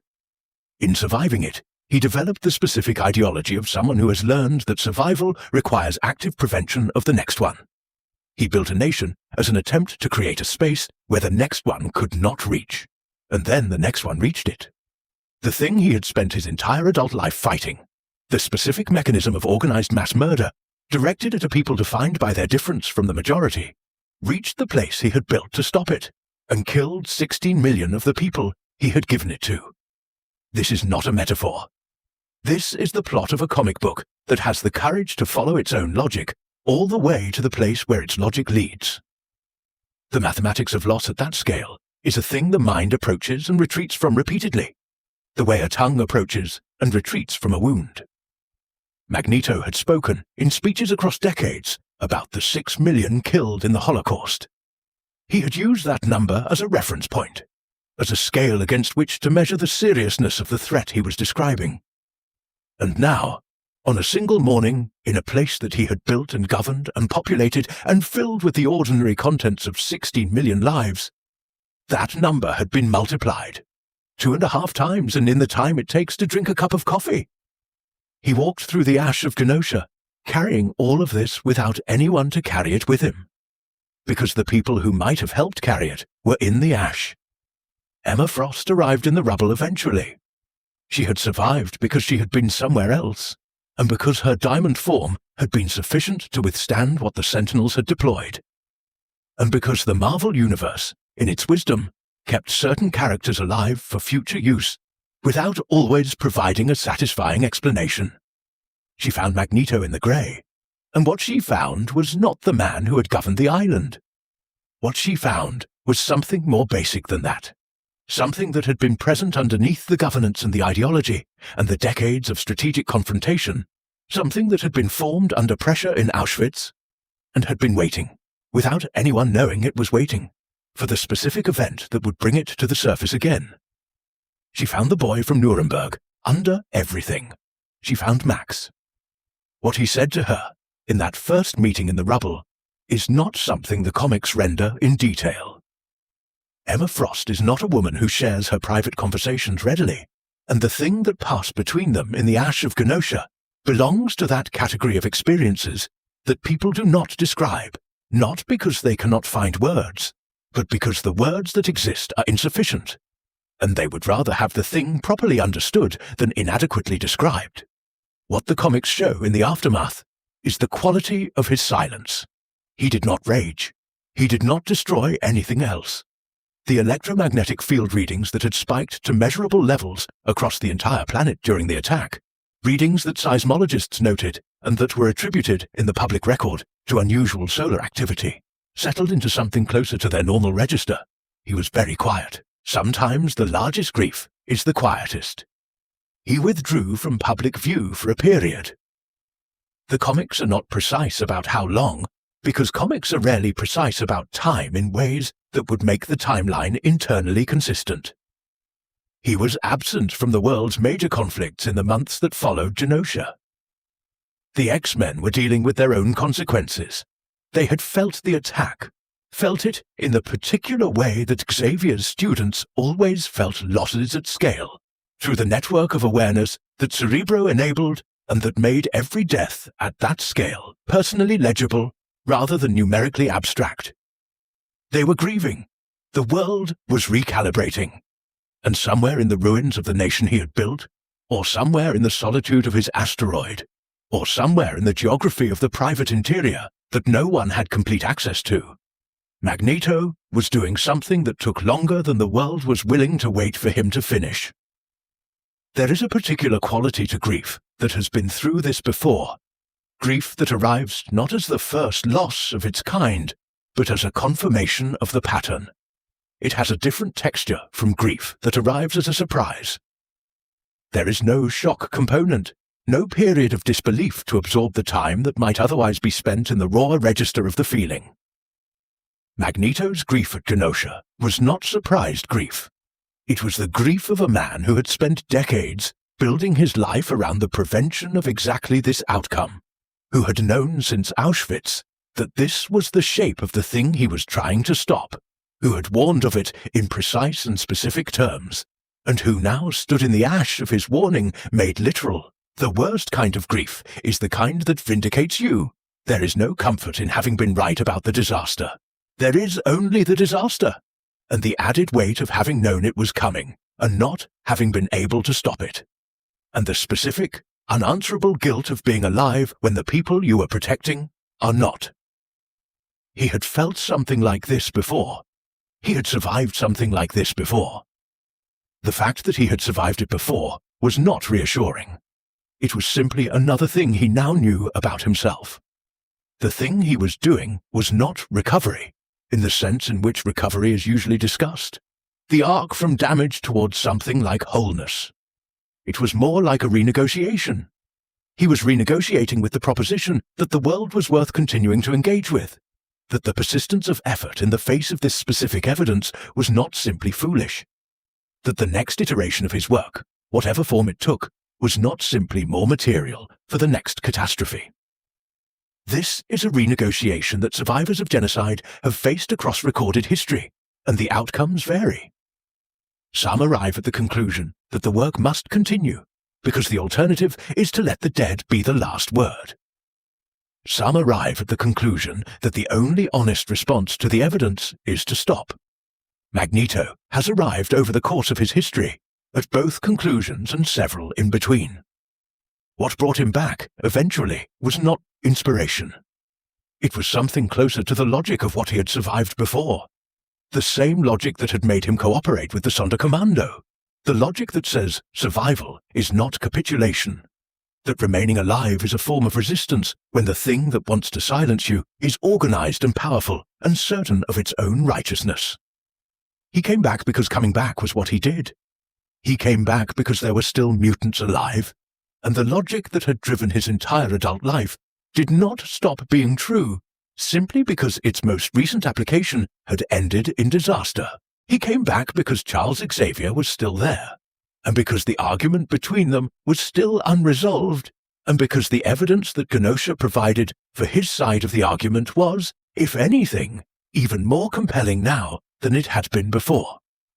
He came back, and what he came back to was a world that had shifted while he was gone. Shifted in ways that would produce the most personal catastrophe of his life. A catastrophe that did not come from outside this time, from governments or programs, or the systematic application of state violence. It came from inside. It came from his own blood. And the name of the event that it produced was 3 words. 3 small words that had embedded in them enough force to reshape the entire mutant population of the Earth. Who he called first, when he finally surfaced from the silence of his grief, was Charles Xavier. Not the Brotherhood, not his children, whom he did not know how to call without already knowing what he was going to say and not having it. Xavier, the man he had opposed for decades, and loved in the complicated, costly way that is the only kind of love that lasts when the people involved are both as large as these two. He called Xavier, and Xavier answered, because Xavier always answered. And what passed between them in that call is not recorded anywhere in the public history of the Marvel Universe. But afterward, both men resumed the work. That is the record. Afterward, they resumed the work. It is not a small fact. To understand what happened to Wanda Maximoff, it helps to understand what had been accumulating in her for a long time before it became visible. She was a woman of extraordinary power and extraordinary sensitivity, who had spent her life in the company of people who needed her ability more than they understood what it cost her. She had been an Avenger for years. One of the genuinely strange things about Magneto's children is that both of them, after their time in the Brotherhood, ended up as members of the institution that existed to oppose everything their father stood for, which is a biographical fact that the story offers without irony, and that rewards attention. Wanda had been good at being an Avenger. She had also been, for a long time, carrying a weight that no one around her was quite equipped to assess. The ability to alter probability, which is the conservative description of what Wanda can do, the full description is the alteration of fundamental reality at the subatomic level through the application of chaos magic, which is either more precise or less, depending on your relationship to the concept of magic, is not an ability that remains clean at the edges when the person wielding it is under sustained emotional pressure. Her children, who had been in the way of the Marvel Universe, both present and not present, both real and not real, in a way that had required her to grieve and ungrieve and grieve again across a period of years, became the focal point of a grief that did not have anywhere safe to go. The containment failed. The ability began to express itself in ways she was not choosing. What the comics call Avengers Disassembled was, from the outside, a catastrophic event in which the Avengers, Earth's mightiest heroes, the most powerful voluntary alliance in the Marvel Universe, were dismantled in the space of a single day by the uncontrolled expression of Wanda's power. The Vision crashed a Quinjet into the mansion. The She-Hulk lost control. People died.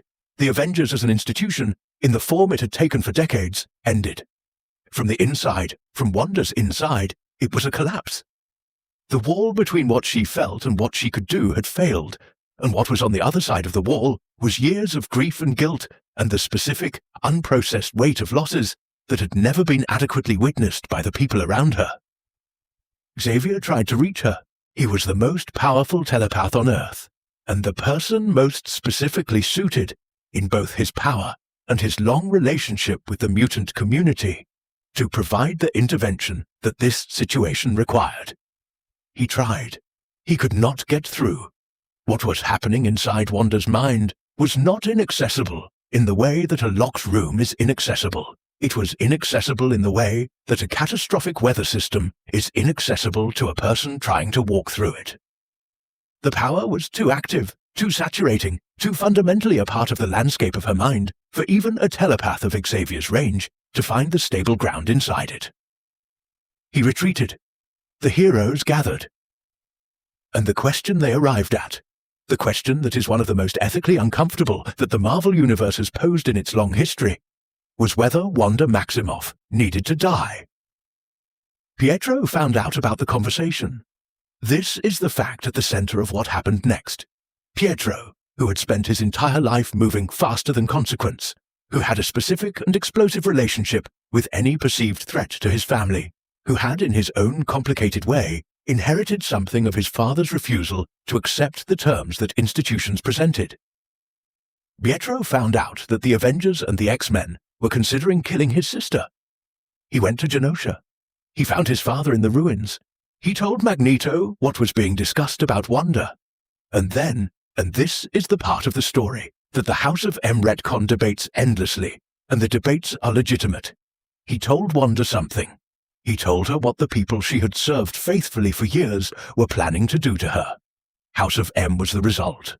Wanda reshaped reality, not in the targeted, controlled way that she had expressed her power when she was well, but in the total, comprehensive way that becomes possible when someone with her abilities decides to simply make the world different, using the grief and the guilt and the accumulated pressure of years as fuel. She made a world in which mutants were the majority population, in which her father had achieved the thing he had spent his entire adult life fighting for, in which the Maximoff name meant something different than it meant in the ordinary world. She made, in essence, the world as Magneto might have dreamed it if he were the kind of person who permitted himself to dream. Magneto's role in House of M is something the comics handle with deliberate ambiguity. He was there. He was in the position of authority that the new reality's architecture assigned to him.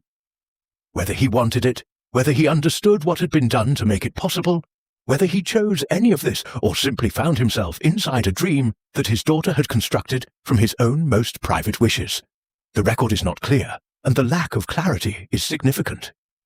It suggests a man who is inside something he did not fully authorize and cannot fully control, which is a familiar position for Magneto, but one that usually involves the forces of other people, rather than the love of his own family. What ended it was Pietro. Pietro, who had started it by telling Wanda what the heroes planned, told her something else. As the reality of House of M began to fracture, under the strain of heroes who retained their memories and refused to accept the new world as the real one, he told her things in the chaos of the ending that were not about protection. The manipulation that had characterized his original intervention, the framing of the hero's discussion as a death sentence, the urgency that had pushed Wanda toward the act, became visible in the final hours of House of M as the complicated thing it was. A brother's love, and a brother's panic, and a brother's particular genius for moving faster than the consequences of his own choices could catch up with him. Wanda said 3 words. She said, "No more mutants." And reality shifted, And when the shifting settled, the mutant population of the world had gone from millions to approximately 200. Not dead, depowered, the specific gift that made a mutant, the X gene, the physical expression of an evolutionary direction that Homo sapiens had been developing for a century, removed from all but a handful of people. Overnight, in the time it takes to say 3 words. The House of M ended, and the world that assembled itself from the pieces was a world in which the thing Magneto had devoted his life to protecting was nearly gone. It is worth staying with the specific shape of what Wanda did and what it meant, not to assign blame in a clean direction, but because the shape of it reveals something that the story is trying to say, and that requires the fullest possible attention to hear. She did not hate mutants. She was not acting from the place that anti-mutant violence has always acted from, the place of fear of the other, of disgust at the different, of the ancient stubborn human tendency to organize around exclusion. She acted from grief, and from guilt, and from the specific catastrophic failure of a support structure that should have been in place and was not. She had been failed. The people she loved had been in danger, and then taken from her, and the people who were supposed to help her had gathered to discuss whether she should survive. She had been a hero for years. She had given everything available in the service of people who were now sitting in a room deciding her fate without telling her she was in the room. What she did was a collapse. It was also, in the logic of the story that had led to it, almost inevitable, the predictable result of a person of enormous power being subjected to years of accumulated loss without adequate support, which is not a defense, but is a context, and contexts matter, even when what they contextualize is terrible. He heard about it later. There are different accounts of where he was when he learned, in the ruins of Genosha, or on his asteroid, or in a location that the comics leave deliberately unspecified, as if placing him precisely in that moment would be a kind of intrusion that the story has the grace not to commit. What is consistent across the accounts is his face. The comics render it differently in different tellings, but the quality that each rendering shares is the same. A stillness that is not peace. A face that is doing the thing that faces do when the information arriving is too large for any of the available responses to be adequate, and the person has decided that making an inadequate response is worse than making none. His daughter had done what Magneto always feared humans would do. She had used overwhelming power against the mutant population. She had reduced them to a remnant. She had accomplished, in 3 words, what the most determined and most resourced Sentinel program had never managed to accomplish in decades of trying. And she had done it not out of hatred. Wanda did not hate mutants, had never hated mutants, was herself a mutant, but out of grief and guilt, and the specific catastrophic failure of a support structure that should have been there and was not. She had done it because she was suffering, and nobody had adequately addressed that suffering. Magneto had not adequately addressed that suffering. He had been, in the critical years leading to it, absent, present in geography perhaps, present in the new world Wanda had made for him, but absent in the way that fathers who are very large in the world are often absent in the lives immediately surrounding them. The question he could not answer himself for years afterward, the question that surfaces in the quiet moments of his post-House of M appearances, in the particular quality of his silences when the subject comes near, was not whether what happened was his fault. The causation was too distributed, too multidirectional, too deeply tangled in other people's choices and his own accumulated absences for fault to be a useful frame. The question was what the right response to that level of loss was. He had lost Genosha to outside violence and had found, eventually, a way to continue. He had lost his family's ordinary life to Vinnitsa and had spent decades trying to reconstitute the loss in ideology. He had now lost the mutant population to a combination of outside forces and his own failures of presence. What was the right response to that? He did not know. For a while, he simply did not know. What he eventually moved toward, not resolution, not recovery, but toward, was the specific posture of someone who has decided to remain accountable to what happened rather than to absorb it into narrative. He did not construct a new ideology from House of M. He did not immediately build a new Brotherhood or return to Asteroid M or convene a summit.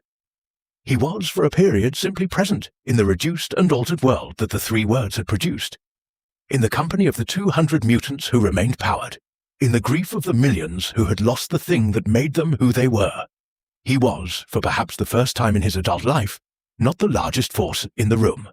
And the experience of not being the largest force in the room, of sitting in the same loss as everyone else, rather than organizing the response to it, was something that changed him in ways that took years to become visible.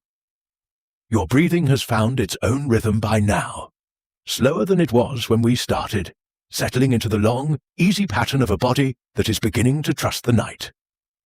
Stay there. Let the question arrive gently, the way the best questions arrive. Not as a challenge, but as a presence, something that has been in the room with you all along and is only now making itself visible. The question is not rhetorical. It does not have a clean answer. It is the question that the X-Men have been living inside for 60 years, and that the story keeps returning to with increasing honesty as it accumulates the evidence necessary to examine it seriously. The question is, was Magneto right? Not about every tactic, not about every decision, not about the specific acts of violence that his history contains and that the story does not excuse, but about the core thesis. Was the world going to do what he said it was going to do? The Sentinel program did not begin once and end. It began and it evolved, and it came back in different forms, with different names under different administrative structures, across 6 decades of Marvel history. The original Mark I Sentinels were created by Bolivar Trask, who genuinely believed he was protecting humanity from a mutant threat, which is not a defense, but is a context. They were 3 stories tall, purple and pink, and they hunted mutants with the efficiency of machines designed for a single purpose. They were destroyed. The program was rebuilt. It was rebuilt again. It was rebuilt as Nimrod, a future-evolved sentinel of devastating capability. It was rebuilt as the Wild Sentinels that Cassandra Nova used on Genosha.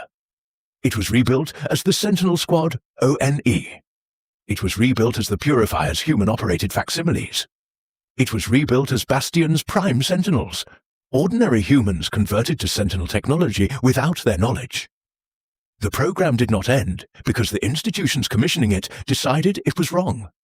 It ended it when it ended it because the X-Men destroyed the current iteration, and the program rested until the next iteration began.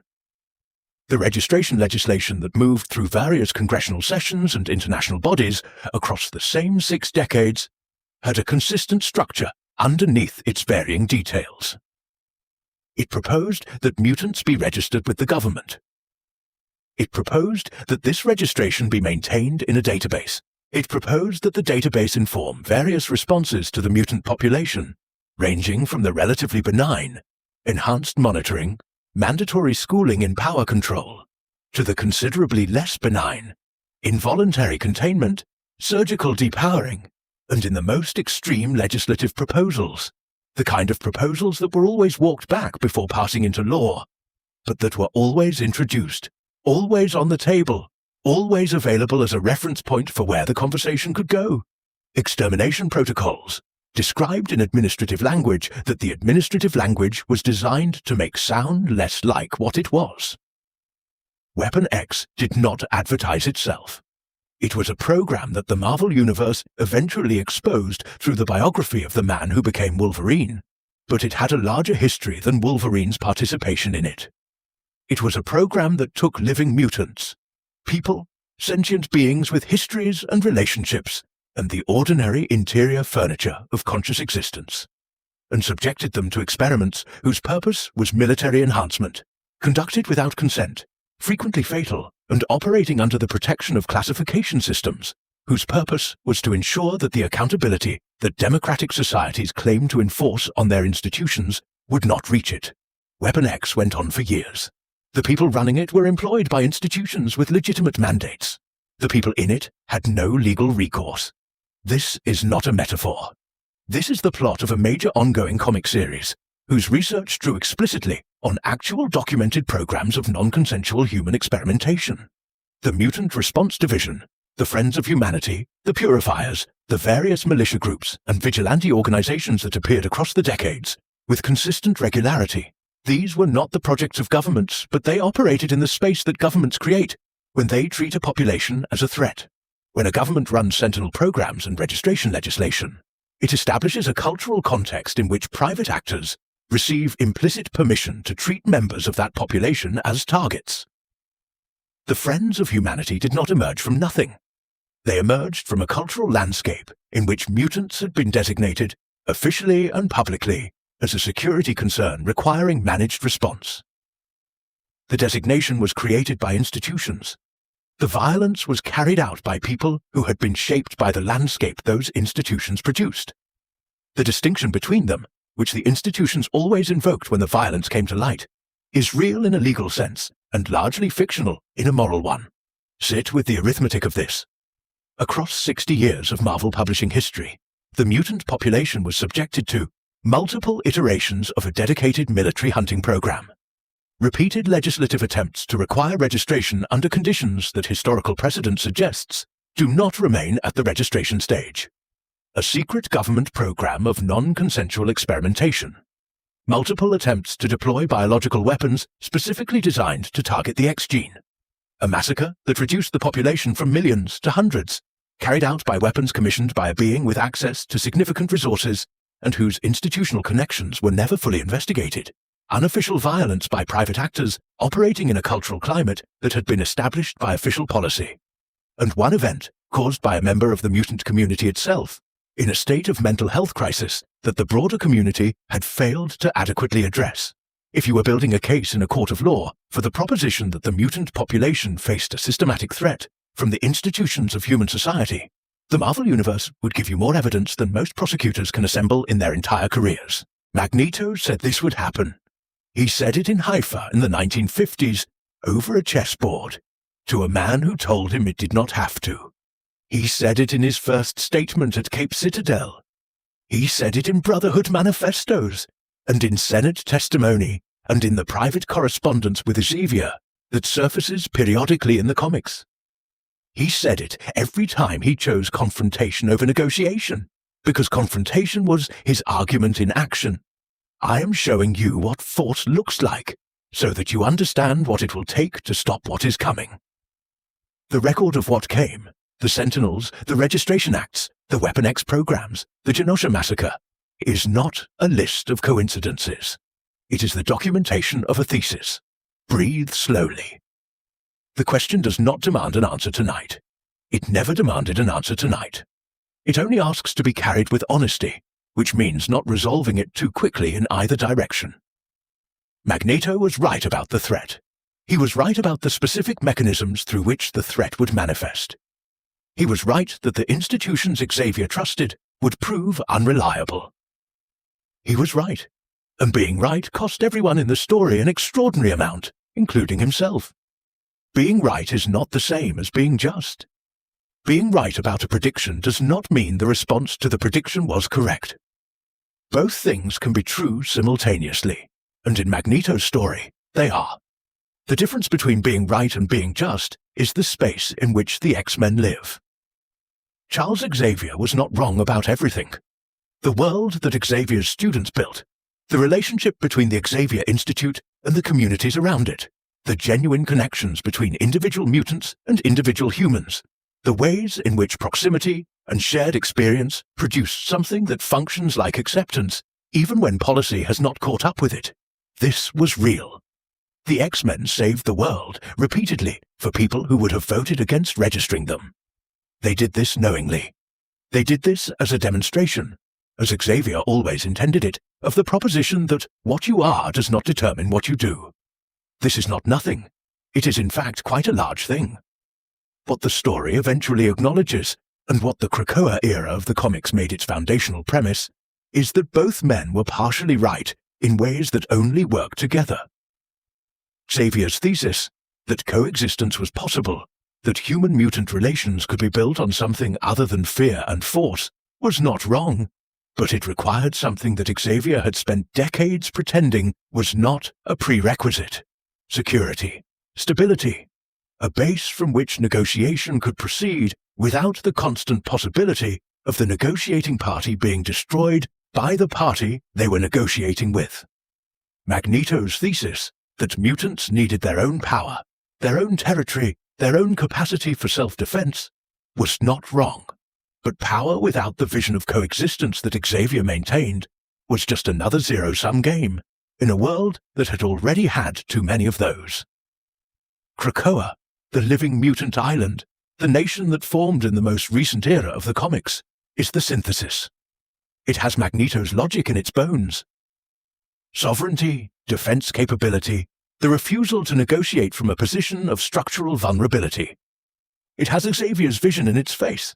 The open hand, the invitation to coexistence, the explicit statement that the mutant nation was not a conquest, but a withdrawal into a protected space from which peace could be pursued on equal terms. It is what happens when the two men who are right about different things finally occupy the same institutional project at the same time. Whether it lasts, whether the Marvel Universe finds a way to destroy it, as it tends to find ways to destroy things that are too good, is a question the ongoing publication history will answer. What it represents at the moment of its creation is an acknowledgement that neither man was simply the villain of the other's story.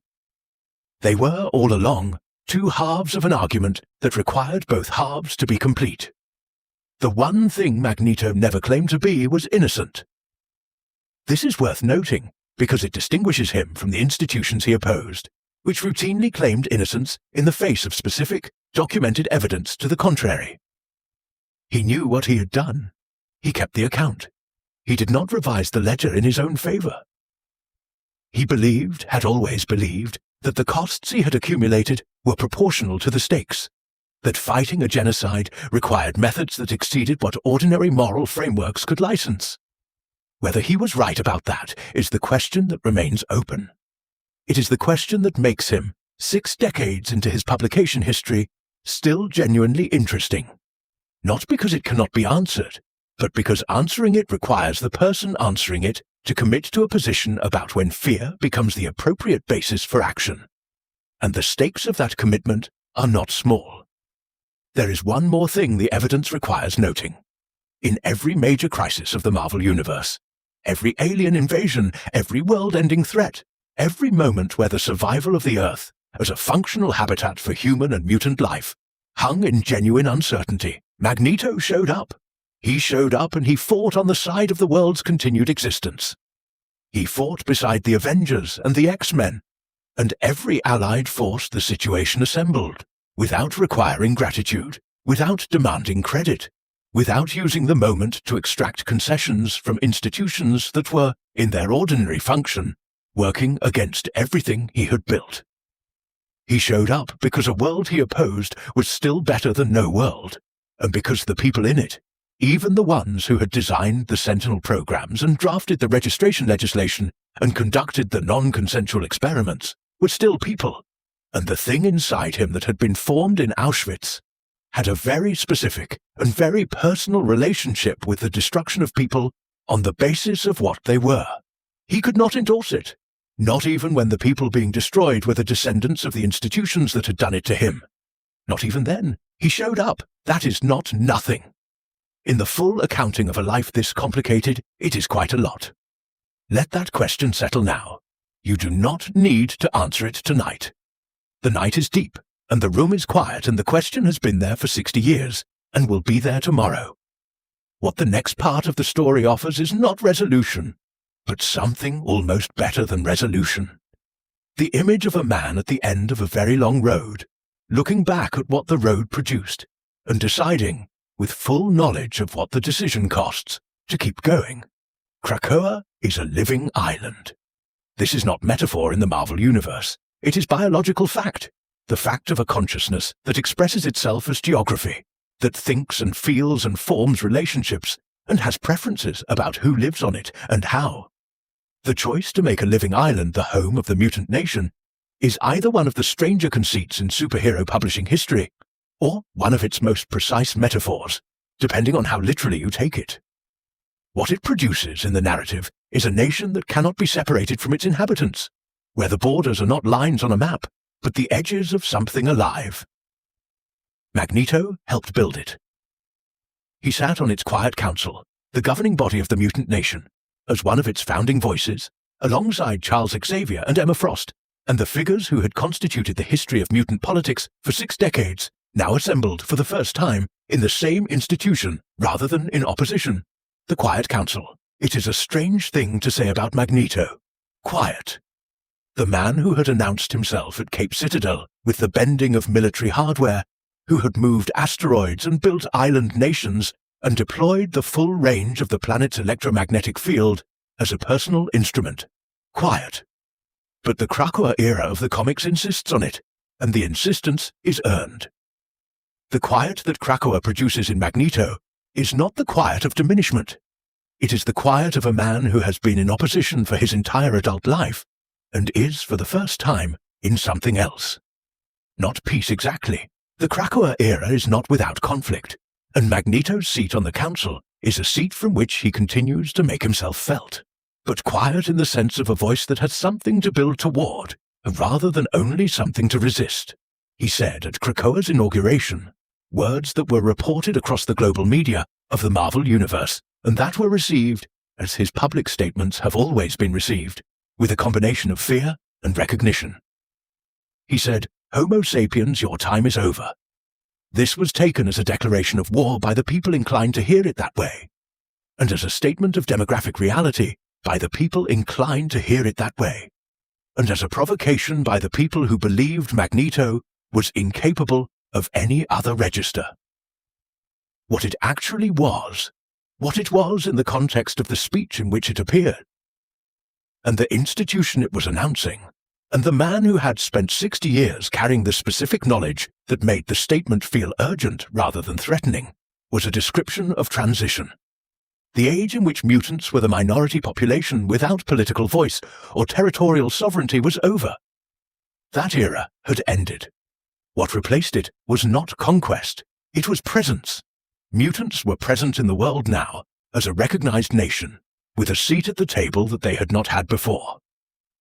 That was all he was saying.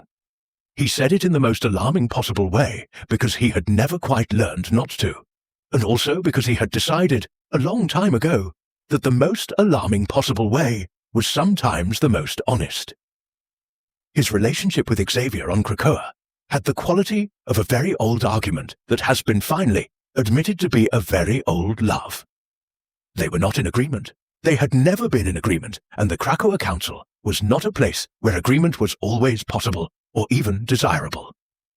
But they were in the same room, making the same things for the same people, in a way that had not been possible before. Xavier referred to Eric as his oldest friend in public, which was not new. Xavier had called him that before, in various contexts. What was new was that Eric did not dispute it. He received it as a fact. He held it as a fact.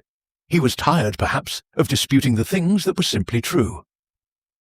The trial of Magneto, an event that the Krakoa-era comics produced with a specific focus on the question of accountability and the complicated relationship between Magneto and Wanda Maximoff, offered the story something it had been circling for decades without quite achieving: a reckoning between a father and a daughter that had the honesty to resist resolution. Wanda was not on Krakoa.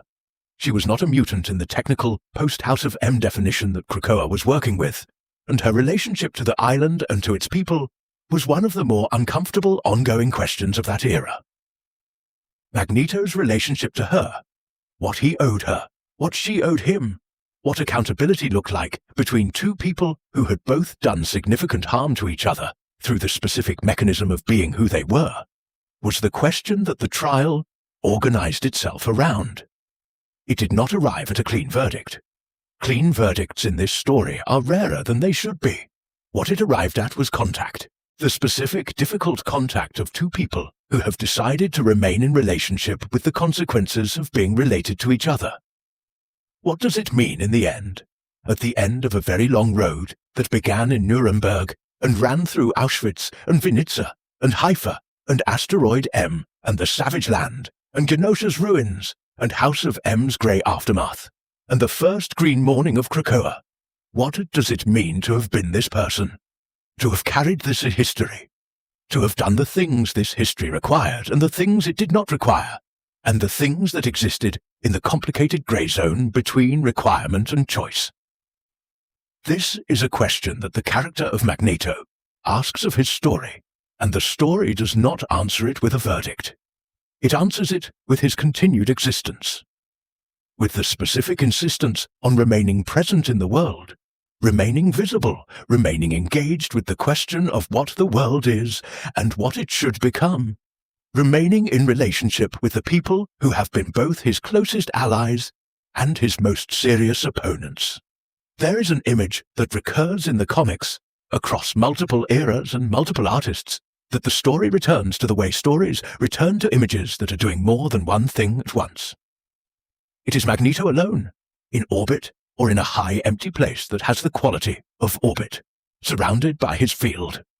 Metal fragments in slow orbit around him, following the lines of force that his presence generates without effort, the way a planet generates gravity without effort, as a function of what it is rather than a thing it chooses to do. He's still in these images.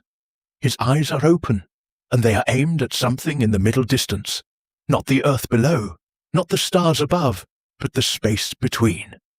The space where the specific grief and the specific hope coexist without resolving.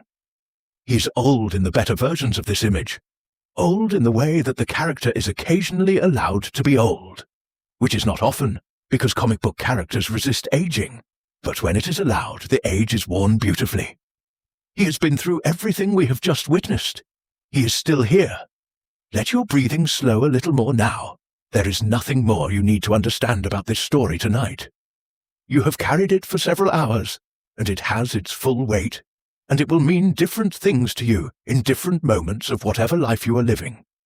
In the way that stories about survival and ideology and the love that persists through warfare tend to mean different things at different distances from the experience of loss. For now, it is enough that you held it. For now, the story can rest in the room with you, quietly, in the way that things that matter rest in rooms, not demanding anything more, simply present, simply themselves. The island breathes in the Marvel Universe with the specific organic patience of something that has been alive longer than the institutions that now reside on it. The trees of Krakoa move in ways that do not correspond to the direction of the wind. The bioluminescent fungi that carpet the island's floor pulse, with something that looks enough like intentionality that the scientists who study it have mostly given up distinguishing it from intention. The mutants who live there have learned over time to treat the island as a host, rather than a territory, to move through its spaces with the consideration you give something that is alive and knows you are there. Magneto moves through it the way he moves through everything, with the confident directness of a man who has decided, after everything, that what remains is worth moving through with purpose. You can let your eyes close now, if they have not already. The air around you is soft, and the dark is the kind of dark that holds rather than threatens. And the weight of your body against whatever is holding it is the weight of something being properly supported. There is nothing to solve tonight. There is nothing to decide. The story of the man who survived Auschwitz and built a nation and lost it and built another one, and sat finally in the company of the person he had opposed for his entire adult life, and found that the opposition had always contained something else. That story has been told, and it is enough, and you can put it down now. The name Max Eisenhardt was the name of a boy who chose to live when living cost more than most people can imagine. The name Eric Lensher was the name of a man who decided that the lesson of that choice was that the price of surviving had to include the willingness to fight. The name Magneto was the name of an argument. The argument that hope without power is not strategy but sentiment, and that a people facing systematic destruction owe it to themselves to be something more than hopeful. The man underneath all three names is harder to describe and more worth knowing. He was afraid. He kept going anyway. He made choices he could not always justify. He kept going anyway. He loved people who were not always easy to love, and some of them loved him back in the complicated, insufficient, absolutely necessary way that love tends to work between people who are both very large in the world. He kept going. Let yourself drift. The story is here, in the room with you, and it will be here when you wake up, and it will mean something slightly different then than it means now. And that is exactly right. Stories are not finished when they end. They continue in the person who carries them, in the slow work of the sleeping mind that turns them over and finds new surfaces and new angles and new questions that did not occur to you while you were awake. Let your sleeping mind do that work. You do not need to do anything else. The island breathes. The stars are where they have always been. Somewhere in the living quiet of a very late hour, in the specific warmth and heaviness that belongs to a body finally surrendering to rest, you are going to sleep. The man who could move mountains is sitting in his field, looking at the place where the horizon is. He's at peace with something, though not with everything, which is the only peace that is actually available to people who have been paying close attention to the world. It is enough. It is always enough. Sleep now. Sleep well. If this story found you tonight, leave a comment below. Tell me where in the world you are listening from and what time it is there, and if you have a story you would like us to tell next. The night is wide, and there are many more stories where this one came from. We will be here when you return.